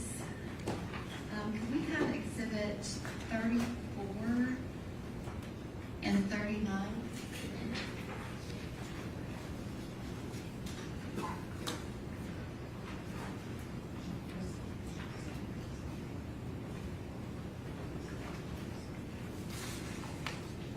Thank you.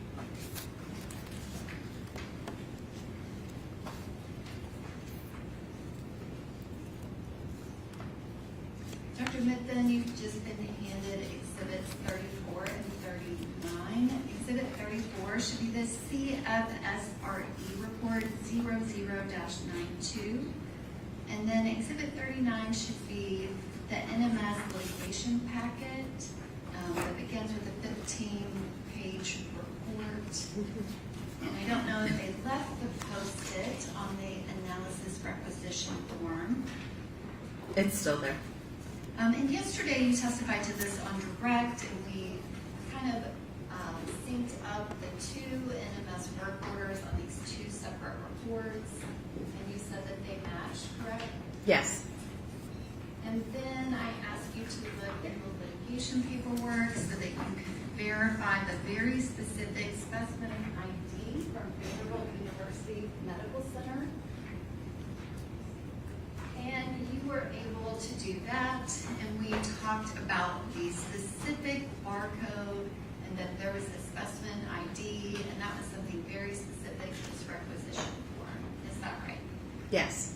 And this particular sample, that first urine at 2259, was sent to NMS, and NMS transferred it to CFSRE, correct? Correct. It wasn't tested at NMS. CFSRE did the testing on this particular sample. Vanderbilt specifically called and told us not to test this sample, and specifically asked us to transfer it over to CFSRE. So the testing on it was canceled at the request of a doctor at Vanderbilt. And yesterday we matched this up with the specific DUMC medical record with that specific specimen ID, so we know the exact time. Yes. And then on direct testimony, I did not ask you any questions about the NMS work order number 230788883 that then transferred to 231574452. I did not ask you any questions. We did not submit those reports. Is that correct? I don't recall. There have been a lot of work orders. I don't believe so. If it's not one of the exhibits, would you agree with me? If it's not one of the exhibits, yes, I agree. And so now I would like to ask that this witness be passed the first 6 pages of the litigation packet associated with 230788883.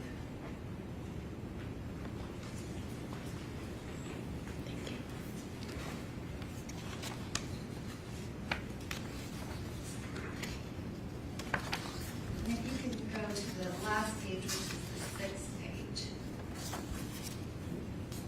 Yes. And on this, we have a requisition form that has that same date on it, but we are missing a barcode and a specimen ID on the requisition form. Is that correct? Correct. Which that is the thing that allows us to tell us which specimen this is. It helps identify it, yes. And so I'm putting up the requisition ID from on the left of the screen. We have the sample that was sent to CFSRE that was not tested at NMS with the barcode. And then we have on the right, the one defense counsel was just asking you about. The state did not submit this testing. And we don't have a barcode, but we have the exact same date, time, and it almost looks completely identical. Is that correct? Yes, they're very similar, yes. And we know that this one on the left with barcode, that one is the CFSRE, that is the one with the barcode and the specimen ID that matches the medical records. And that is what Dr. Krotolewski testified to in the report that you have in your hand. It all matches up, correct? Yes. And this one on the right, it does not match up because it doesn't have the correct information, does it?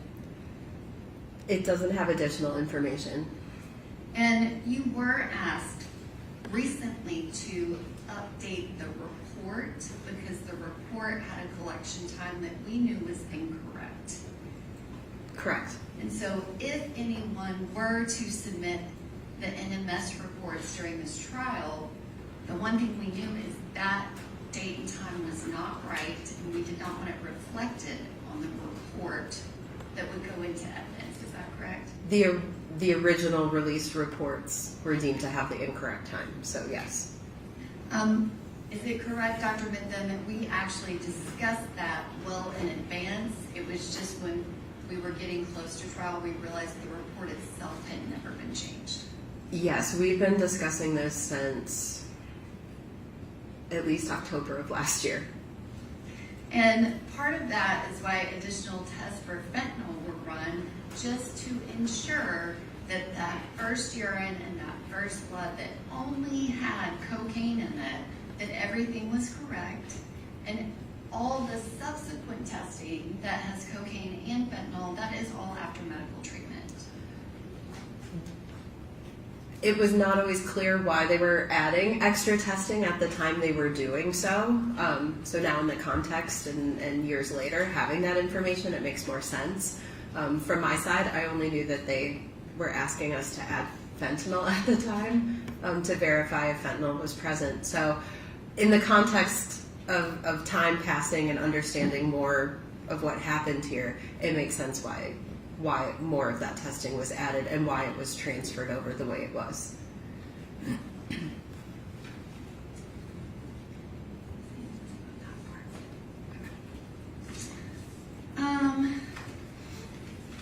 Okay, so we cleared that up.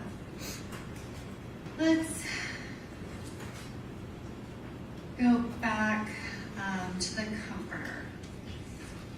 We were asked a lot of questions about fentanyl on the comforter, and you said that that can be noise, and that if you had kind of that noise marker in multiple places, and you would not say that it meant there was any fentanyl connected to the actual sample that tested positive for cocaine. I think to clarify, I don't feel that the fentanyl necessarily can be stated it was from the vomit. It could be on the comforter. It could have been on the fabric or the swatch. I can't draw a parallel and say that it was connected to the vomitus necessarily. It could be an artifact that was on the comforter because we have low levels in other locations in the absence of the cocaine. And you said that that was a trace amount, correct? It was a very low quantity, well below the detection limit. And that could be from some type of external contamination. Certainly. And Ms. Holland spent a lot of time asking you about peer review, and I don't think we were really talking about peer review. Dr. Mithun, you actually have published on this process that you utilize to test the comforter, but actually this particular comforter and the testing that you did in this case. Is that correct? It is one of the cases in a case series. Myself and other toxicologists with NMS who performed this type of unique testing, we did publish a paper last year. It has been, I guess, peer-reviewed or reviewed as part of the journal writing process and deemed acceptable by peers in our field. And I would ask that the witness be passed a document, which you provided a copy of your published journal article during our discussions in preparation for trial. Yes. Which that was also provided to the defense counsel.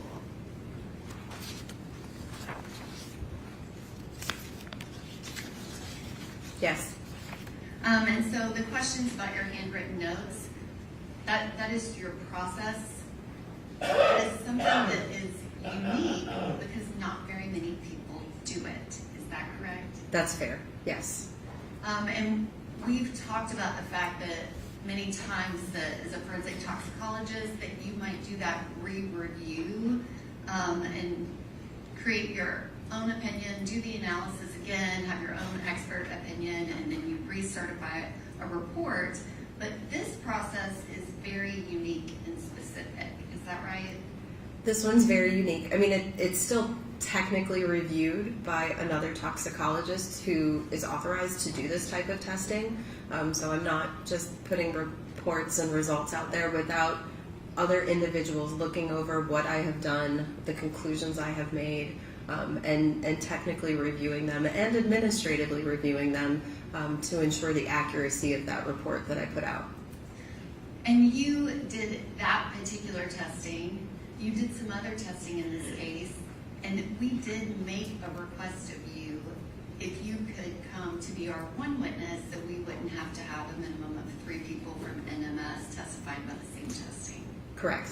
And I think there's been a lot said of somehow that recently happened, but we started talking about that at the end of last year. We did.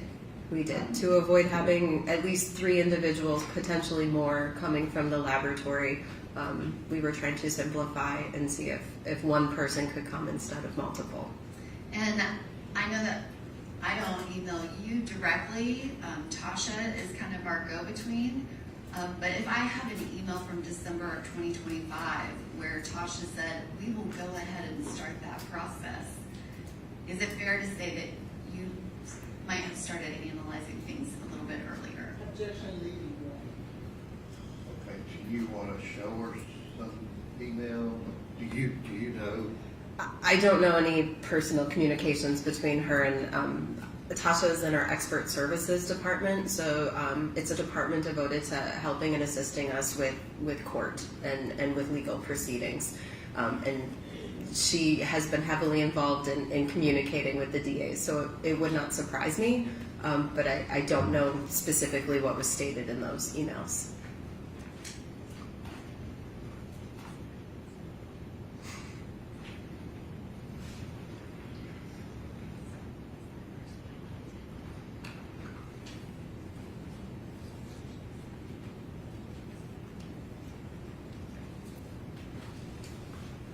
Which, Dr. Method, in all of the testing, it is consistent that there is cocaine or its metabolites only in the first blood, the first urine, as well as the testing that you did on the comforter.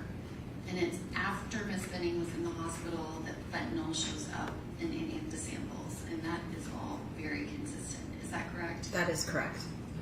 Thank you, Dr. Method. Any other questions? Yes, ma'am.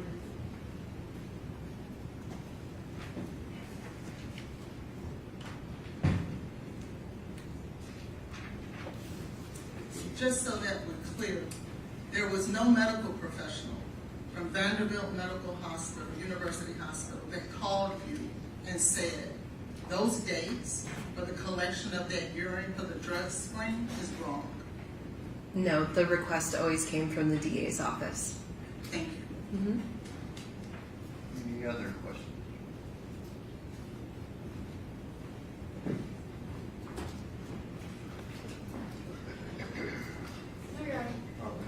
Thank you. What are you wanting her to do with this journal?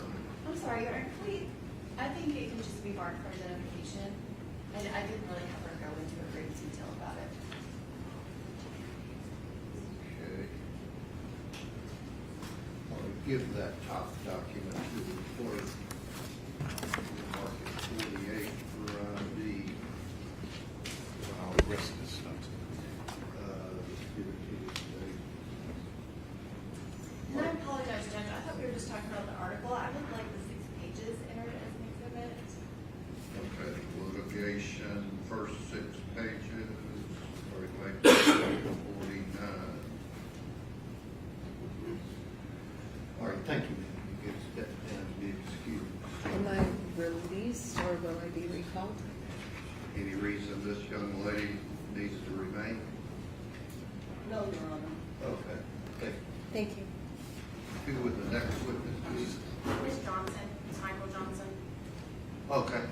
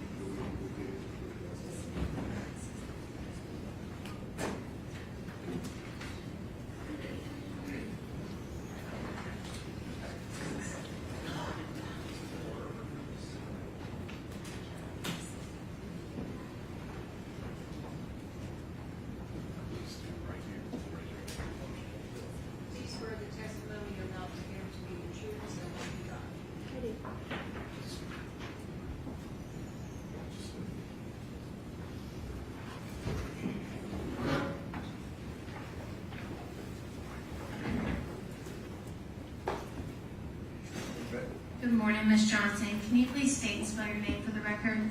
Michael Johnson, MICALJOHNSON. And Ms. Johnson, where were you employed back in 2023? The Tennessee Titans, How long were you with the Tennessee Titans? from 2020 to 2025. And did you know Blaze Taylor? I did. Okay, how did you know Mr. Taylor? He was a coworker. Was Mr. Taylor employed with the Titans back in 2020 when you started? He was. And what was your position with the Titans? I started as an intern and then I was a scouting assistant. And what was Mr. Taylor's position with the Titans? Pro scout. And can you explain to the jury what the difference is between a scouting assistant and a pro scout?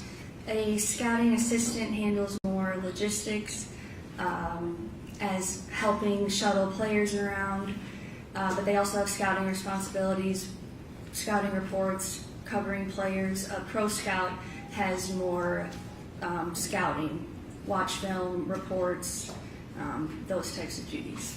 And do scouting assistants and pro scouts have interaction? Do you work together? Yes, we work together on a handful of projects, and there's a lot of interaction between players.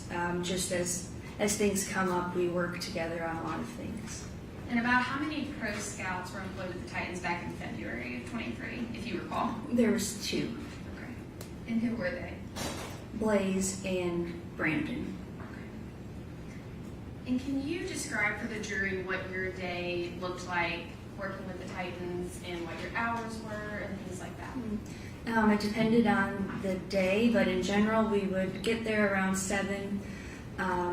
You'd have breakfast, you'd get started on some reports, you might have a meeting, then you'd go out to practice if the team is in season, out to practice, come back, have lunch, get back to your desk, work on something, you could have a meeting again.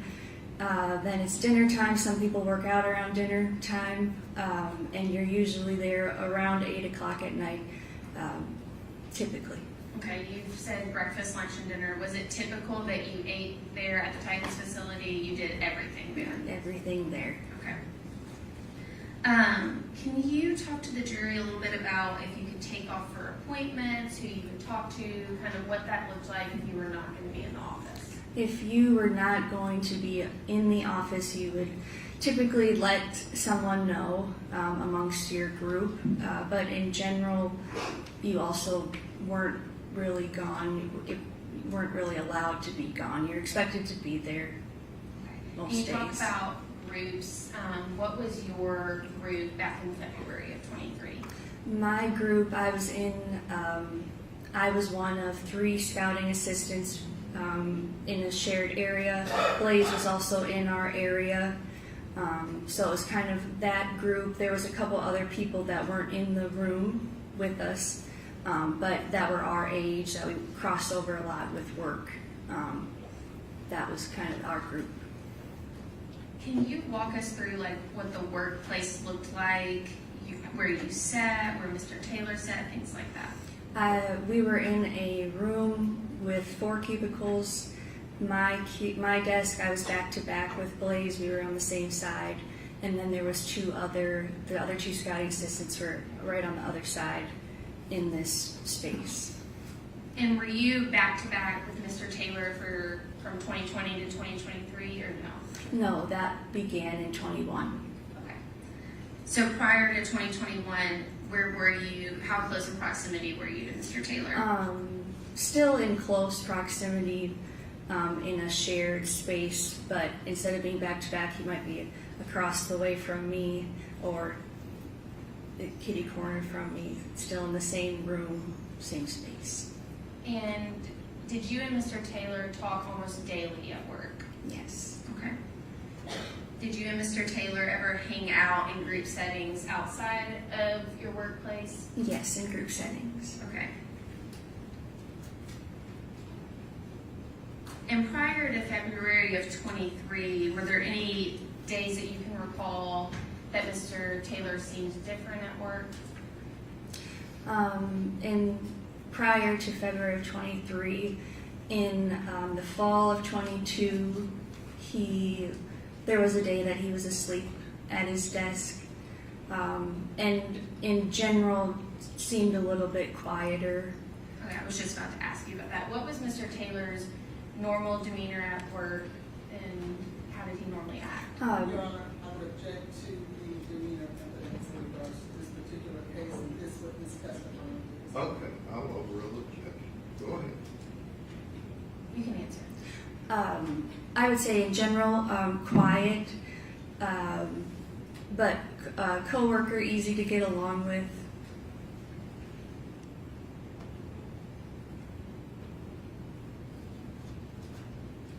And at some point,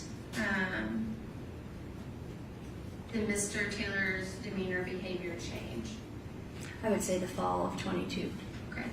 And other than that time that you talked about of him falling asleep at his desk, what else, if you can recall, what were you talking about? I noticed on his phone a bit more. There'd be times that his computer wasn't on yet and the workday had started. And we're a few hours into the day and it's not on. Things like that. And during those 3 years that you worked with Mr. Taylor, did he discuss his personal life often? Not often, no. Okay. Did Mr. Taylor ever talk about having a girlfriend? He did not. Okay. Did you ever know of Mr. Taylor to have a girlfriend or any specific female? There was one name that I had heard, but other than that, there wasn't any particular one person. Okay, and did you hear that name from Mr. Taylor? Yes, Okay, and what was that name? Xavier. Okay. And any other comments about women that Mr. Taylor was dating? Anything that he was saying? In general, it was different women, or there was a comment, "You don't bring sand to the beach." Just to me, seemed like different women.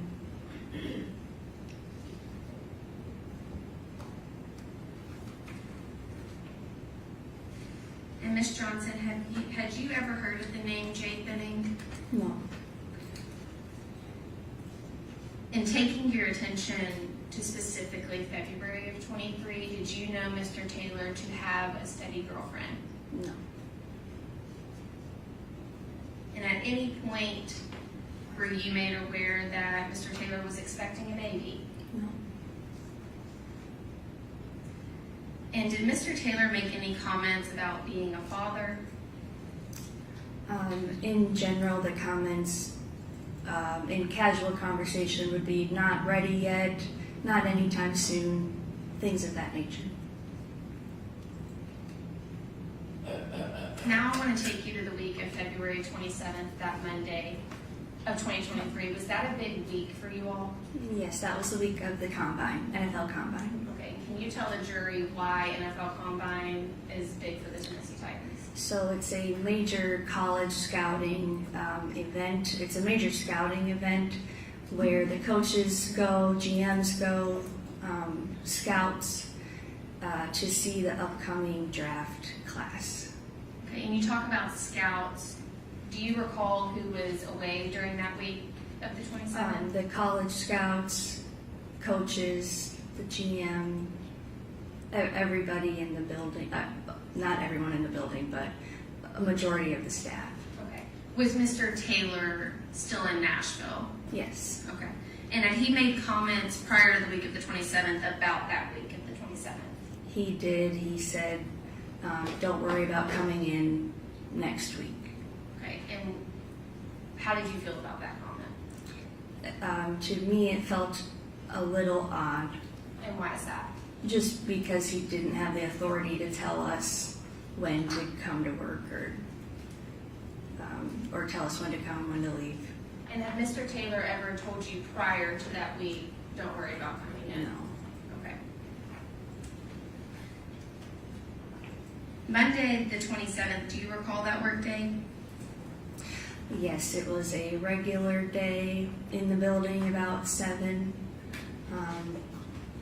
Just a regular going about business day. Okay. And was Mr. Taylor at work? He was. Was he on time? Yes. Can you tell me about Mr. Taylor's demeanor the Monday of the 27th? It was normal, nothing out of the ordinary. It just seemed like a regular day. Was Mr. Taylor at work all day? He was.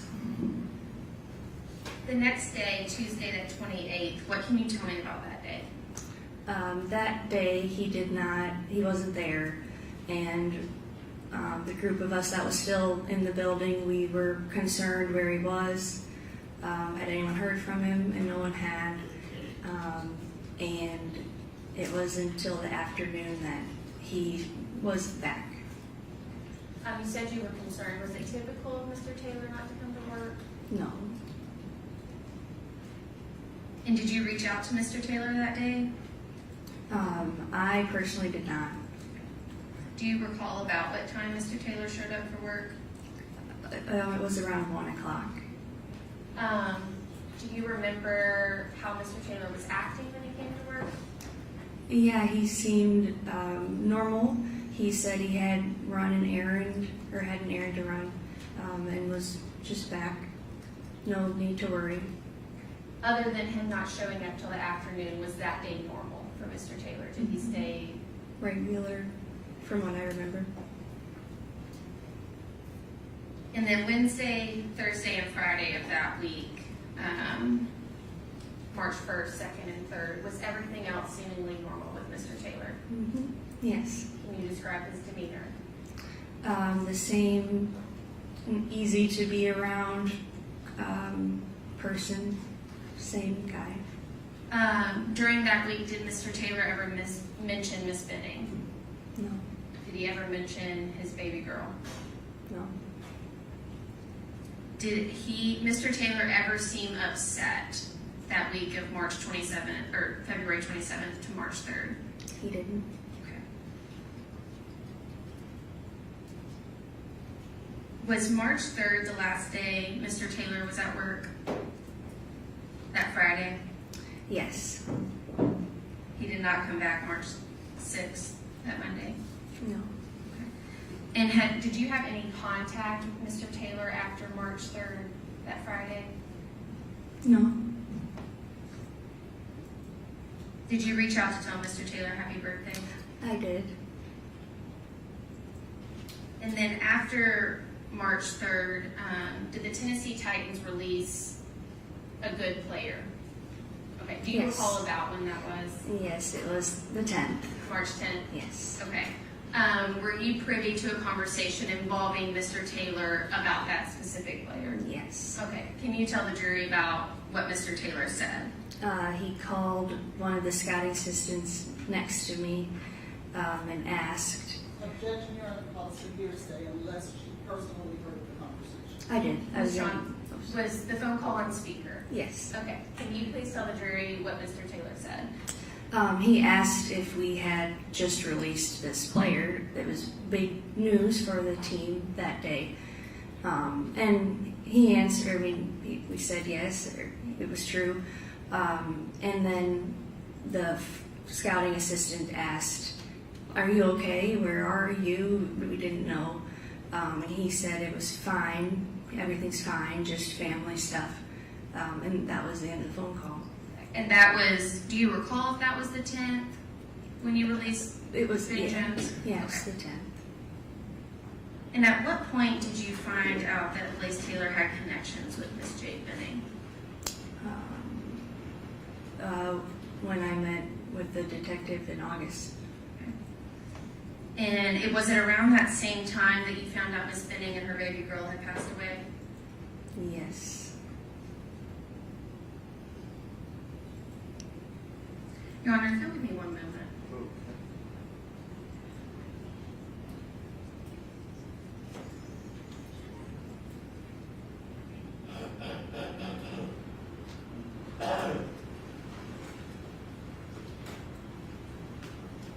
Ms. Johnson, do you see Mr. Taylor in the courtroom today? Yes. Okay. Could you point him out and describe something he's wearing for the court, please? He's got the blue jacket on with the tie, gray tie. Your Honor, if the record could reflect Ms. Johnson's identification of Mr. Taylor, please. Okay. And those are all my questions. Thank you.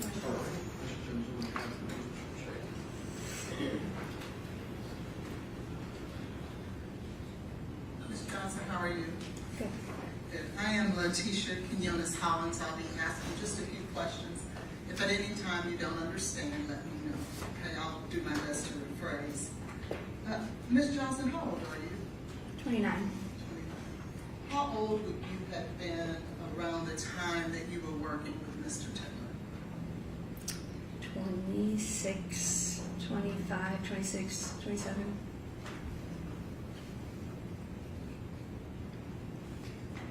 Can you tell me what is Advance Project Advanced, with the Titans? advanced scouting. Yes. So you are traveling to, it's during the season, you travel to an opponent's game to get signals, and you come back, you report to the coaches on your findings, and it's all in preparation for the next week's game. And let's talk about whether or not did you participate in advanced scouting? I did. And did Mr. Taylor participate in advanced scouting? He did. Were you guys' job duties pretty similar? Yes. Or would you say that Mr. Taylor had more responsibilities than you did? He had more pro teams than I had to handle, but I had other picking up players, transporting them around Nashville, more of the logistics side than he had to handle. Okay, so what were his duties? To handle the pro teams he was assigned, and then a handful of other projects, kind of depending on the point in the year that we're in, what his involvement would be. Now, how long would you say that you worked with Mr. Taylor?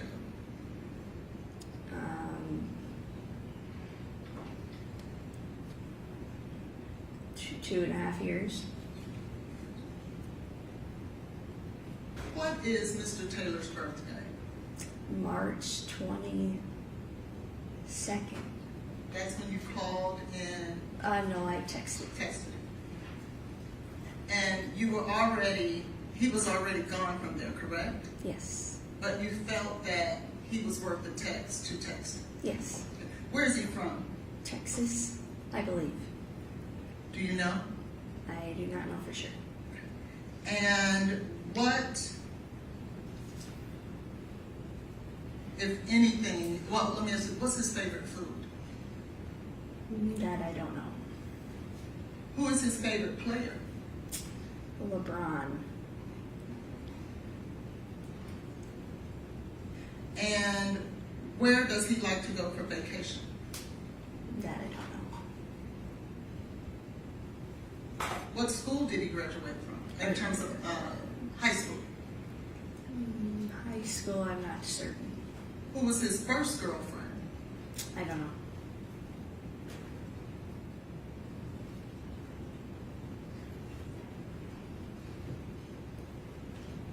Where's his father from? I don't know. Where's his mother from? I don't know. How old exactly is his sister? I don't know. How often did you and Mr. Taylor speak on the phone about personal things? Never. How many times when you had serious issues in your life did you call Mr. Taylor? I did not. So why, Ms. Johnson, would you expect for him to call you? I don't. How does Mr. Taylor deal with trauma? I don't know. You talked about when he came back to the office after February 25th that he just appeared normal. I did not say after February 25th. Well, when were you talking about when he came back and was normal The after 27th. 27th? You stated that he was just normal. What is the name? Let me ask you, who is Dr. Sheila Sheila Peters? She's a team psychologist. And what is her purpose? To be a source for the team if there are any issues. I think mental health types of psychologists help. And that's her primary purpose for or at least was in 2023, correct? Yes. And you could have utilized her, right? Mhm, The yes. same way Mr. Taylor could have utilized her. Yes. Were you aware that he met with Dr. Peters on at least 2 occasions as a result of this incident? No, I was not.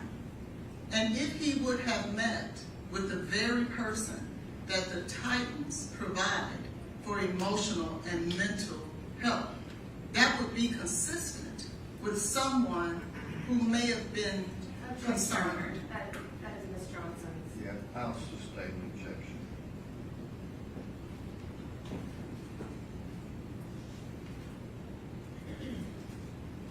How many boyfriends did you tell Mr. Taylor about?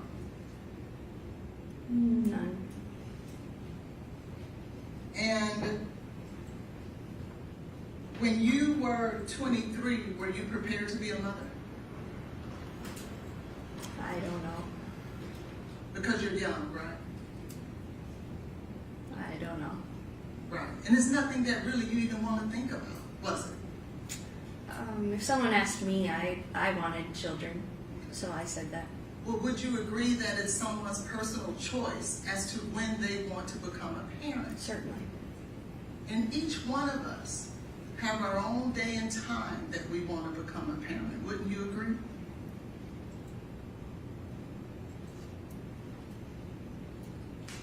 No, We don't get to choose when we want to become a parent. not necessarily. Who gets to choose that for us? God.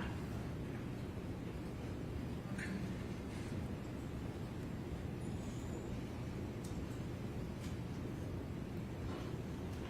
When Mr. Taylor left, how many times did you personally call him and talk with him? I talked to him once. You called him afterwards? Oh, no. Right. How many times after he left the Titans did you call and personally talk with him? No. And the reason you didn't do that was because you guys just weren't close like that, were you? No, we were instructed not to talk to him if we didn't have to. But if he was someone that you would consider a close friend to share personal information with, you would have checked on him, wouldn't you? Yes. But you didn't consider him a close personal friend, did you? He was a coworker. And you were a coworker to him, right? Yes. And we don't necessarily share trauma, deep personal issues with our coworkers, right? No. And there's nothing wrong with that, is there? No. Now, you stated here today that he told you not to come to work the following week. He said, don't worry about coming in. Okay. Do you remember testifying before about this incident? Yes. And in that, did you ever say that he told you don't worry about coming to work the following week? I don't remember if I said that or not. Would it be helpful to you if you were to review your testimony to refresh your memory? Sure.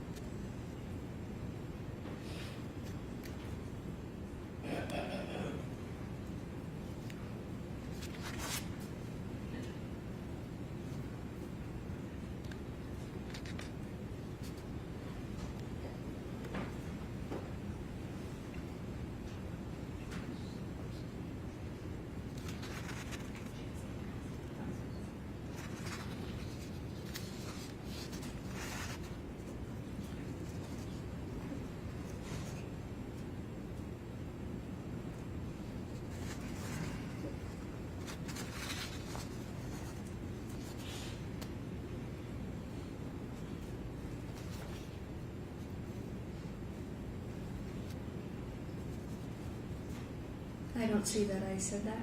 Right. You didn't say that before, did you? She just answered that. And you never said it until today, isn't that true? I've said it before.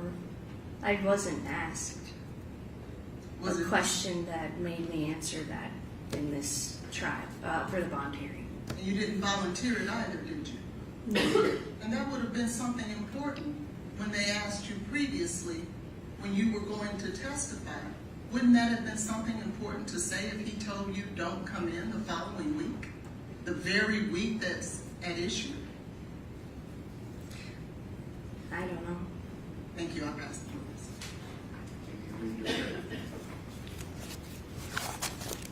Just a few questions, Your Honor. Ms. Johnson, you were asked if Mr. Taylor was worth reaching out to on that 3/22 of 2023 date for his birthday, but you had no idea about Miss Benning and his baby girl at that point, did you? No. And Ms. Hollins asked you about how people responded to trauma. If your boyfriend was dying on a ventilator in the hospital, would you go to work? No. Okay, would you go to work the whole week and act normal? No. Those are all my questions, Your Honor.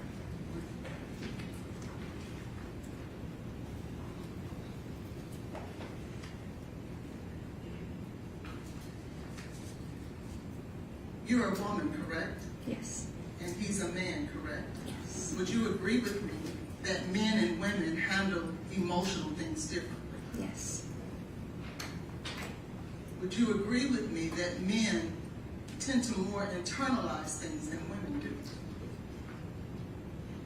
Depends on the man. Correct. It really just depends on the individual, doesn't it? Everyone doesn't respond the same, do they? No. And that means nothing, does it? I don't know. Thank you. Any other questions? No, sir. Thank you. You can step there.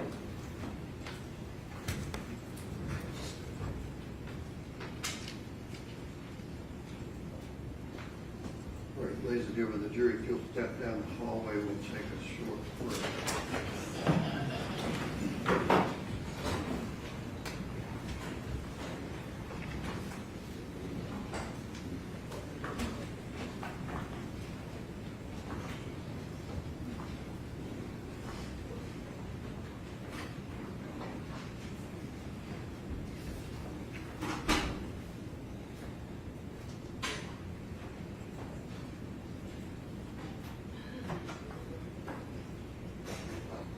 All right, you can have a seat. Mr. Moran, I guess you'd be the one to ask.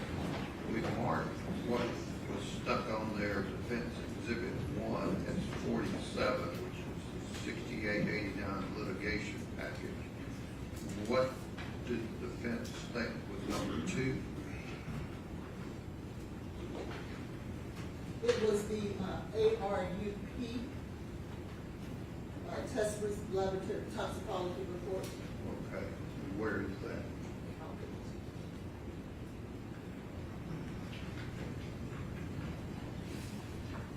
So, I was told it didn't need it, so I stuck it back in my.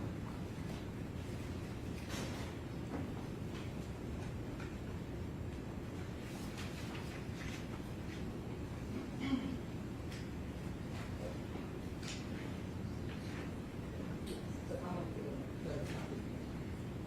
That's it.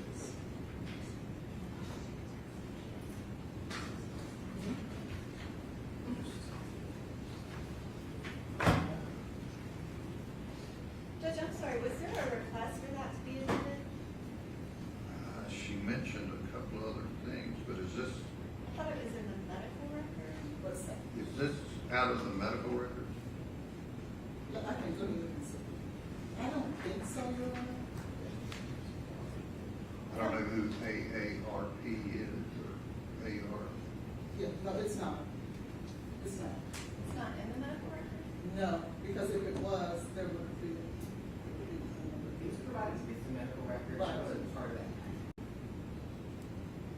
Okay, well, I guess I have an objection because I don't believe it's been authenticated. I don't know where it came from. I didn't, we don't need to, Oh, okay. All right, and then what was defense 3? You stuck a sticker on? no, that that was two that I stuck the sticker on. Okay, so there's not a three? No, there's not. Oh, okay, so then we're straight. And who is the next witness? The next witness is Detective Adam Reese. Okay. All right. Your Honor, before I restart, I don't know if the state is intending to introduce those hinge and Tinder records. We had filed a motion a while back that we never got to, related to the hinge and Tinder records, put on everybody's radar. So we're not going to. Detective Reese testified about Tinder records. I am not intending to ask him specifically, like I'm not intending to put any of them in specifically on direct. I do have them available if it becomes relevant during his Okay, she's not prosecution. going there. But both the hinge or the Tinder records? Well, I don't require a motion, so I would like to look at it before I say more, but technically no. I mean, he might testify that he reviewed them. Why ask him if you're not getting into? Oh, I'm just saying he might answer it without me Just tell realizing. him you're not gonna ask him about that. Well, I mean, they did meet on Hinge, and he did review the records. I don't, what, can I get a copy of the motion so I can see what you're objecting to? Yeah, it was part of the 90211 notice that we got with the hinge and Tinder records, so we had noted an objection to that, but also, you know, I don't know. I guess you would know whether you're gonna want Detective Reese to introduce Hinge or Tinder records? Right, you told me not to ask him about them. No, I'm saying, do you know whether you were planning on trying to introduce Hinge or Tinder records? I am not intending to introduce Okay. them on direct, but if they cross-examine him and it becomes relevant, then I might ask. I get that. All right. Thanks, Judge.